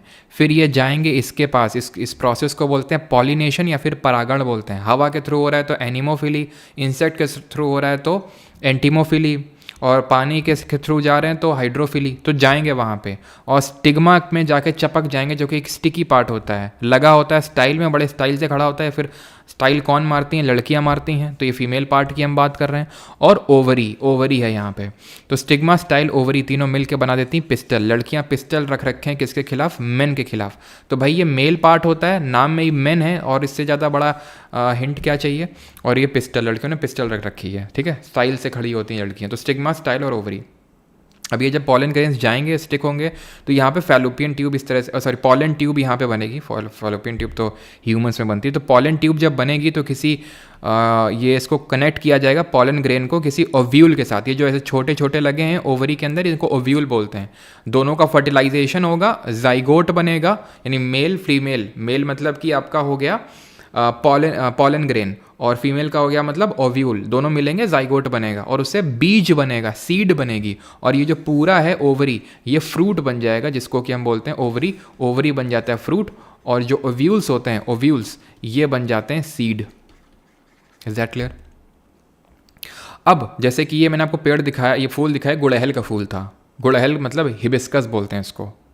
तो ये कैसा था, दोनों था इसमें, तो ये बाइसेक्सुअल होगा, मोनाइशियस होगा, पूछ रहा है यूनिसेक्सुअल कौन सा है, तो पपाया है ये। मस्टर्ड हो गया जो कि राबी के हमारा है, सनफ्लावर हो गया, ठीक है, आपका लिली हो गया, रोज़ हो गया, ये सारे जो फूल वगैरह होते हैं ना, ये सारे बाइसेक्सुअल या फिर मोनाइशियस होते हैं। पपाया हो गया आपका, और बाकी जो होते हैं आपके वो सब आपके क्या होते हैं, आपके यूनिसेक्सुअल होते हैं, यानी कि उनमें सिर्फ मेल या फिर यूनिस मतलब या तो मेल या फिर सिर्फ फीमेल आपको, सॉरी सिर्फ फीमेल आपको देखने को मिलेगा। हाँ, मेल या फिर सिर्फ फीमेल। पपाया के अलावा जैसे कि कद्दू होता है, कद्दू क्या बोलते हैं अंग्रेजी में, पम्पकिन बोलते हैं ना, पम्पकिन। और क्या हो जाएगा, वो जो क्या होता है वो मोटा सा जिसके अंदर अंदर भरा रहता है लाल लाल, क्या बोलते हैं उसको, तरबूजा, ठीक है, जो हमारे भावी तेजस्वी यादव जी बोल नहीं पा रहे थे, खरबूजा, ठीक है, पता नहीं क्या क्या बोले जा रहे थे, लेकिन तरबूजा जाने क्या बोले जा रहे थे, ठीक है। तो वाटरमेलन हो गया, ठीक है, और ककम्बर हो गया, खीरा हो गया, ठीक है, ये सारी चीज़ें होती हैं जो यूनिसेक्सुअल होते हैं। और कुछ तो है इसमें, कुछ तो है दया जो याद नहीं आ रहा है, कुछ तो है, क्या है वो जो मुझे बताना तो है लेकिन वो याद नहीं आ रहा है। हम्म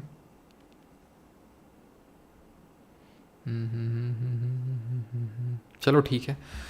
तो ये हमारे होते हैं आज के 18 क्वेश्चंस, 20 तो नहीं थे, 18 थे। एक क्वेश्चन चलो ख़त्म करते हैं क्वेश्चंस को। तो ये थे हमारे आज के क्वेश्चंस। कैसा क्या आपका स्कोर रहा जल्दी से बताइए, 18 में आपने कितना स्कोर किया। और ये अच्छी बात है कि मतलब वो उतने लोग बने रहते हैं, और क्यों, क्योंकि अब इतने लोग सीरियस वाले बच्चे हैं जो टियर 2 देने वाले हैं, तो ऑब्वियस सी बात है ये सीरियस भीड़ है यहाँ पे, और वो सीरियस भीड़ सीरियस होकर कम्पीट कर रही है, होना भी चाहिए। Arpit Bishnoi, I love you sir. क्या बात कर रहे हो अर्पित यार, हैं तुम तो इमोशनल कर रहे हो यार हैं, ऐसे लिखोगे तो फिर तो मैं इमोशनल हो जाऊँगा। Thank you sir.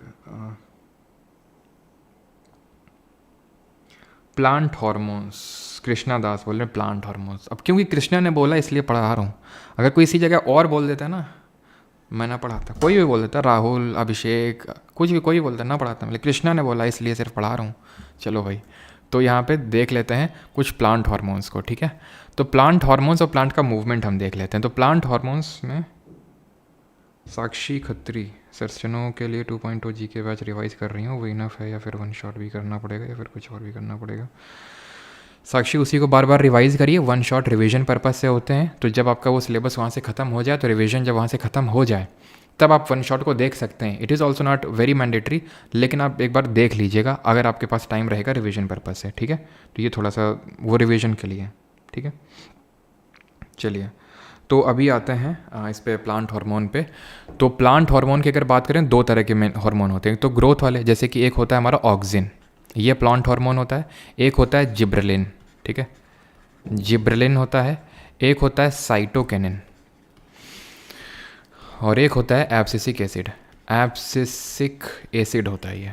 तो चार हमें हार्मोन्स पढ़ने हैं। ऑक्सिन क्या करते, ये तीनों ही अगर हम देखें तो ग्रोथ वाले, ग्रोथ से रिलेटेड हैं। ऑक्सिन क्या होते हैं, टिप्स में प्रेजेंट होते हैं और ये प्लांट की ग्रोथ में हेल्प करते हैं, और ये एक तरह का मूवमेंट करवाते हैं। जैसे ऑक्सिन क्या होते हैं, ऐसे टिप में प्रेजेंट होते हैं ऐसे। ऑक्सिन के साथ खासियत ये है कि जैसे लाइट देखते हैं ये, तो भाग जाते हैं दूसरी साइड, यानी लाइट रेजिस्टेंस है। तो जैसे सनलाइट यहाँ पे, तो सारे यहाँ पे इकट्ठा हो जाएंगे। इसकी वजह से कैसा तरह का मूवमेंट मैंने पढ़ाया था आपको। जिब्रेलिन जो होता है ये फ्लावरिंग में हेल्प करता है और जर्मिनेशन में हेल्प करता है ये, ठीक है, जर्मिनेशन में हेल्प करता है। साइटोकिनिन, साइटो मतलब सेल और किनिन मतलब डिवीजन, तो सेल डिवीजन में हेल्प करता है ये, सेल डिवीजन में। एब्सिसिक एसिड की अगर बात करें तो ये ग्रोथ को इनहिबिट करता है, ग्रोथ को मारता है, ग्रोथ होने नहीं देता है, रोक देता है। और एक और है जो फ्रूट राइपनिंग में हेल्प करता है, उसको हम जानते हैं इथाइलिन के नाम से। इथाइलिन क्या करता है, ये राइपनिंग में हेल्प करता है, फ्रूट राइपनिंग में एज अ हार्मोन भी होता है और गैस की तरह मतलब इसको छिड़का भी जाता है। फिर अगर हम बात करें तो ये सब यहाँ चले जाएंगे, यहाँ ग्रोथ ज़्यादा हो जाएगी, जिसकी वजह से ये झुक जाएगा इसकी तरफ, किसकी तरफ, इस सन की लाइट की तरफ। इसको बोलते हैं फोटोट्रॉपिक मूवमेंट, क्योंकि तरफ झुका है, फोटो यानी लाइट की तरफ झुका है, तो पॉजिटिव फोटोट्रॉपिक मूवमेंट बोल देंगे। ऐसे ही जैसे हमारे रूट होते हैं, जड़ें होती हैं, जड़ें नीचे की तरफ जाती हैं, तो इसको हम पॉजिटिव हाइड्रोट्रोपिक बोलते हैं, पॉजिटिव हाइड्रोट्रोपिज्म। ऐसे जड़ें नीचे की तरफ जा रही हैं तो इसको हम पॉजिटिव ग्रेविटी की वजह से मूवमेंट को क्या बोलते हैं, जियोट्रोपिज्म, ठीक है। तो पॉजिटिव जियोट्रोपिज्म बोलेंगे, क्योंकि ग्रेविटी नीचे की तरफ बुला रही है और रूट्स नीचे की तरफ जा रही हैं, तो पॉजिटिव जियोट्रोपिज्म। शूट जो होती है, शूट वो ऊपर की तरफ भाग रही है पानी के अगेंस्ट, तो नेगेटिव हाइड्रोट्रोपिज्म। ग्रेविटी के अगेंस्ट तो नेगेटिव जियोट्रोपिज्म। क्लियर? ख़त्म होता है अभी हमारा यहाँ पे। और बस इसके नोट्स चलो मैं आज प्रोवाइड करवाता हूँ, ठीक है। और आज रेलवे का क्लास होगा क्या, हम या ना बता दीजिए। प्रिंस कुमार आज नहीं हो पाएगा क्योंकि यार आज एक दूसरी क्लास है, इंपॉर्टेंट क्लास है, एक एग्ज़ाम है एयरफोर्स वालों का 18 तारीख से, तो थोड़ा सा उनका आनन फानन में साइंस का क्लास करवाना रहेगा, इसलिए जो है आज क्लास थोड़ा मुश्किल है। और बुक का काम भी आप लोगों का, बुक को भी जल्दी जल्दी पब्लिश करवा के आप लोगों को देना है, तो इस वजह से आज नहीं हो पाएगा, कल होगा क्लास, ठीक है। कल भी होगा निट्टो, आपने कहा था 3 दिन लास्ट वीक। अरे विकास यार तुम भूले नहीं हो गया? शांत रहना, अभी किसी को याद मत दिलाना। कृष्णा भाई तू थोड़ा सा, क्या भाई कृष्णा के लिए क्या लिख रहे हो ये हैं? यस, अनुष्का सिंह तो आज क्लास में एकदम परफॉर्म कर रही हैं, मतलब बिल्कुल सही। यहाँ पे जो एक कीमोट्रोपिज्म भी होता है, जो अभी यहाँ पे मैंने बताया ना कि ये जो पॉलन ग्रेन जब यहाँ पे आया और उसकी वजह से पॉलन ग्रेन जब इस यहाँ पे पॉलन ट्यूब बना और ये पॉलन ग्रेन पहुँचा ओव्यूल के पास। और आ गई मैडम जी भी, आ जाओ आ जाओ आ जाओ आ जाओ आ जाओ आ जाओ। ठीक है, तो पॉलन ग्रेन्स की तरफ जब ये पॉलन ग्रेन का मूवमेंट हुआ ओव्यूल का, तो इसको बोलते हैं पॉजिटिव कीमोट्रोपिज्म। क्यों? हाँ अच्छा, ठीक है, तो इसको पॉजिटिव कीमोट्रोपिज्म बोलते हैं, ठीक।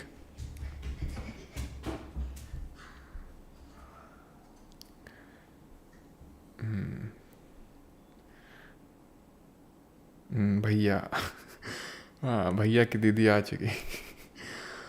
हेयर बैंड लगा के खेला जा रहा है। चलो खैर, ख़त्म करते हैं लेक्चर को। थिग्मोट्रोफिज्म किसी ने पूछा है। देखो थिग्मोनॉस्टिक, ये सारे जो मैंने आपको बताया, फोटोट्रोपिज्म, हाइड्रोट्रोपिज्म, जियोट्रोपिज्म, ये ग्रोथ रिलेटेड मूवमेंट होते हैं। जो थिग्मोनास्टिक होता है, थिग्मोनास्टिक का मतलब होता है जब किसी प्लांट को हम टच करते हैं तो टच के रिस्पॉन्स में जो वो मूवमेंट करता है उसको हम बोलते हैं थिग्मोनास्टिक। ये ग्रोथ रिलेटेड नहीं होता है, ठीक है।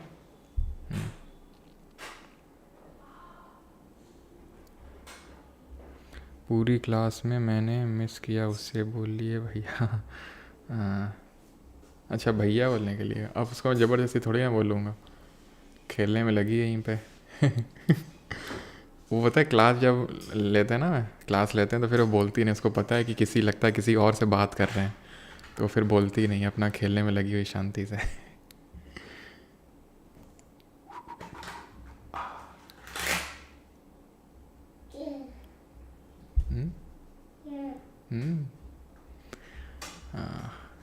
हार्ड वर्क 1 मिलियन, हाँ 1 मिलियन जल्दी होने वाले अपने। क्या चीज़? एक सेकेंड। अच्छा, कॉपरनिकस वाली थ्योरी, ओके। अरे वो कुछ नहीं, वही होती हीलियोसेंट्रिक थ्योरी, उसको बोलते हैं। हीलियोसेंट्रिक थ्योरी कॉपरनिकस ने दी थी, जिसके अकॉर्डिंग सन सेंटर में होता है, ठीक है, सन सेंटर में होता है, और बाकी जो हमारे अर्थ और अदर प्लैनेट हैं उसके अराउंड रिवॉल्व करते हैं। इसी को बोलते हैं हीलियोसेंट्रिक, मतलब कि कॉन्सेंट्रिक सर्कल में ऐसे सारे रोटेट करते हैं, इसी को हीलियोसेंट्रिक थ्योरी बोलते हैं। कॉपरनिकस ने दिया था, बस यही होता है हीलियोसेंट्रिक, है ना। रख दो उसको, रख दो।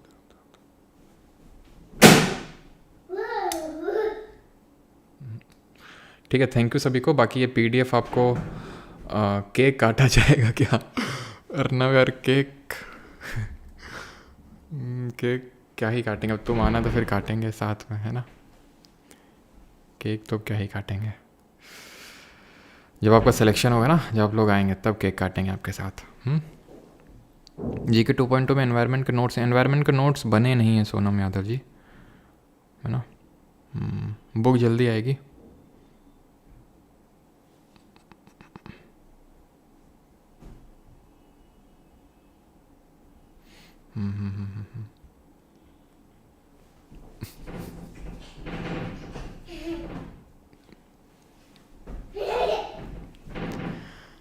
ठीक है भैया, देख हाँ वो तोड़ रही है, वो रिमोट उसने फेंक के मारा, रिमोट तोड़ने में लगी। खैर सर मैं 9 नंबर आते हैं। हम्म, गाना सुना दीजिए। अच्छा अरिजीत सिंह समझ रखा है क्या हमको? चलो भाई थैंक यू सभी को। बाकी रिवीजन करते रहें, है ना। हाँ निट्टो का भी और पुरानी चीज़ों का भी। मिलते हैं अगले लेक्चर में अगले सैटरडे को। लेकिन अगले सैटरडे को देखते हैं कि प्लान करते हैं वो जो मैंने आपको बताया था टॉप 50 क्वेश्चन जो टीयर 1 में पूछे गए, या तो रिकॉर्डेड डाल दूंगा या तो सैटरडे को या फिर उससे पहले, देखते हैं जैसा भी होता है ना। चलिए भाई थैंक यू सभी को, धन्यवाद। ये PDF आपको टेलीग्राम पे मिल जाएगा, लिंक डिस्क्रिप्शन में दिया हुआ है ना। Thank you.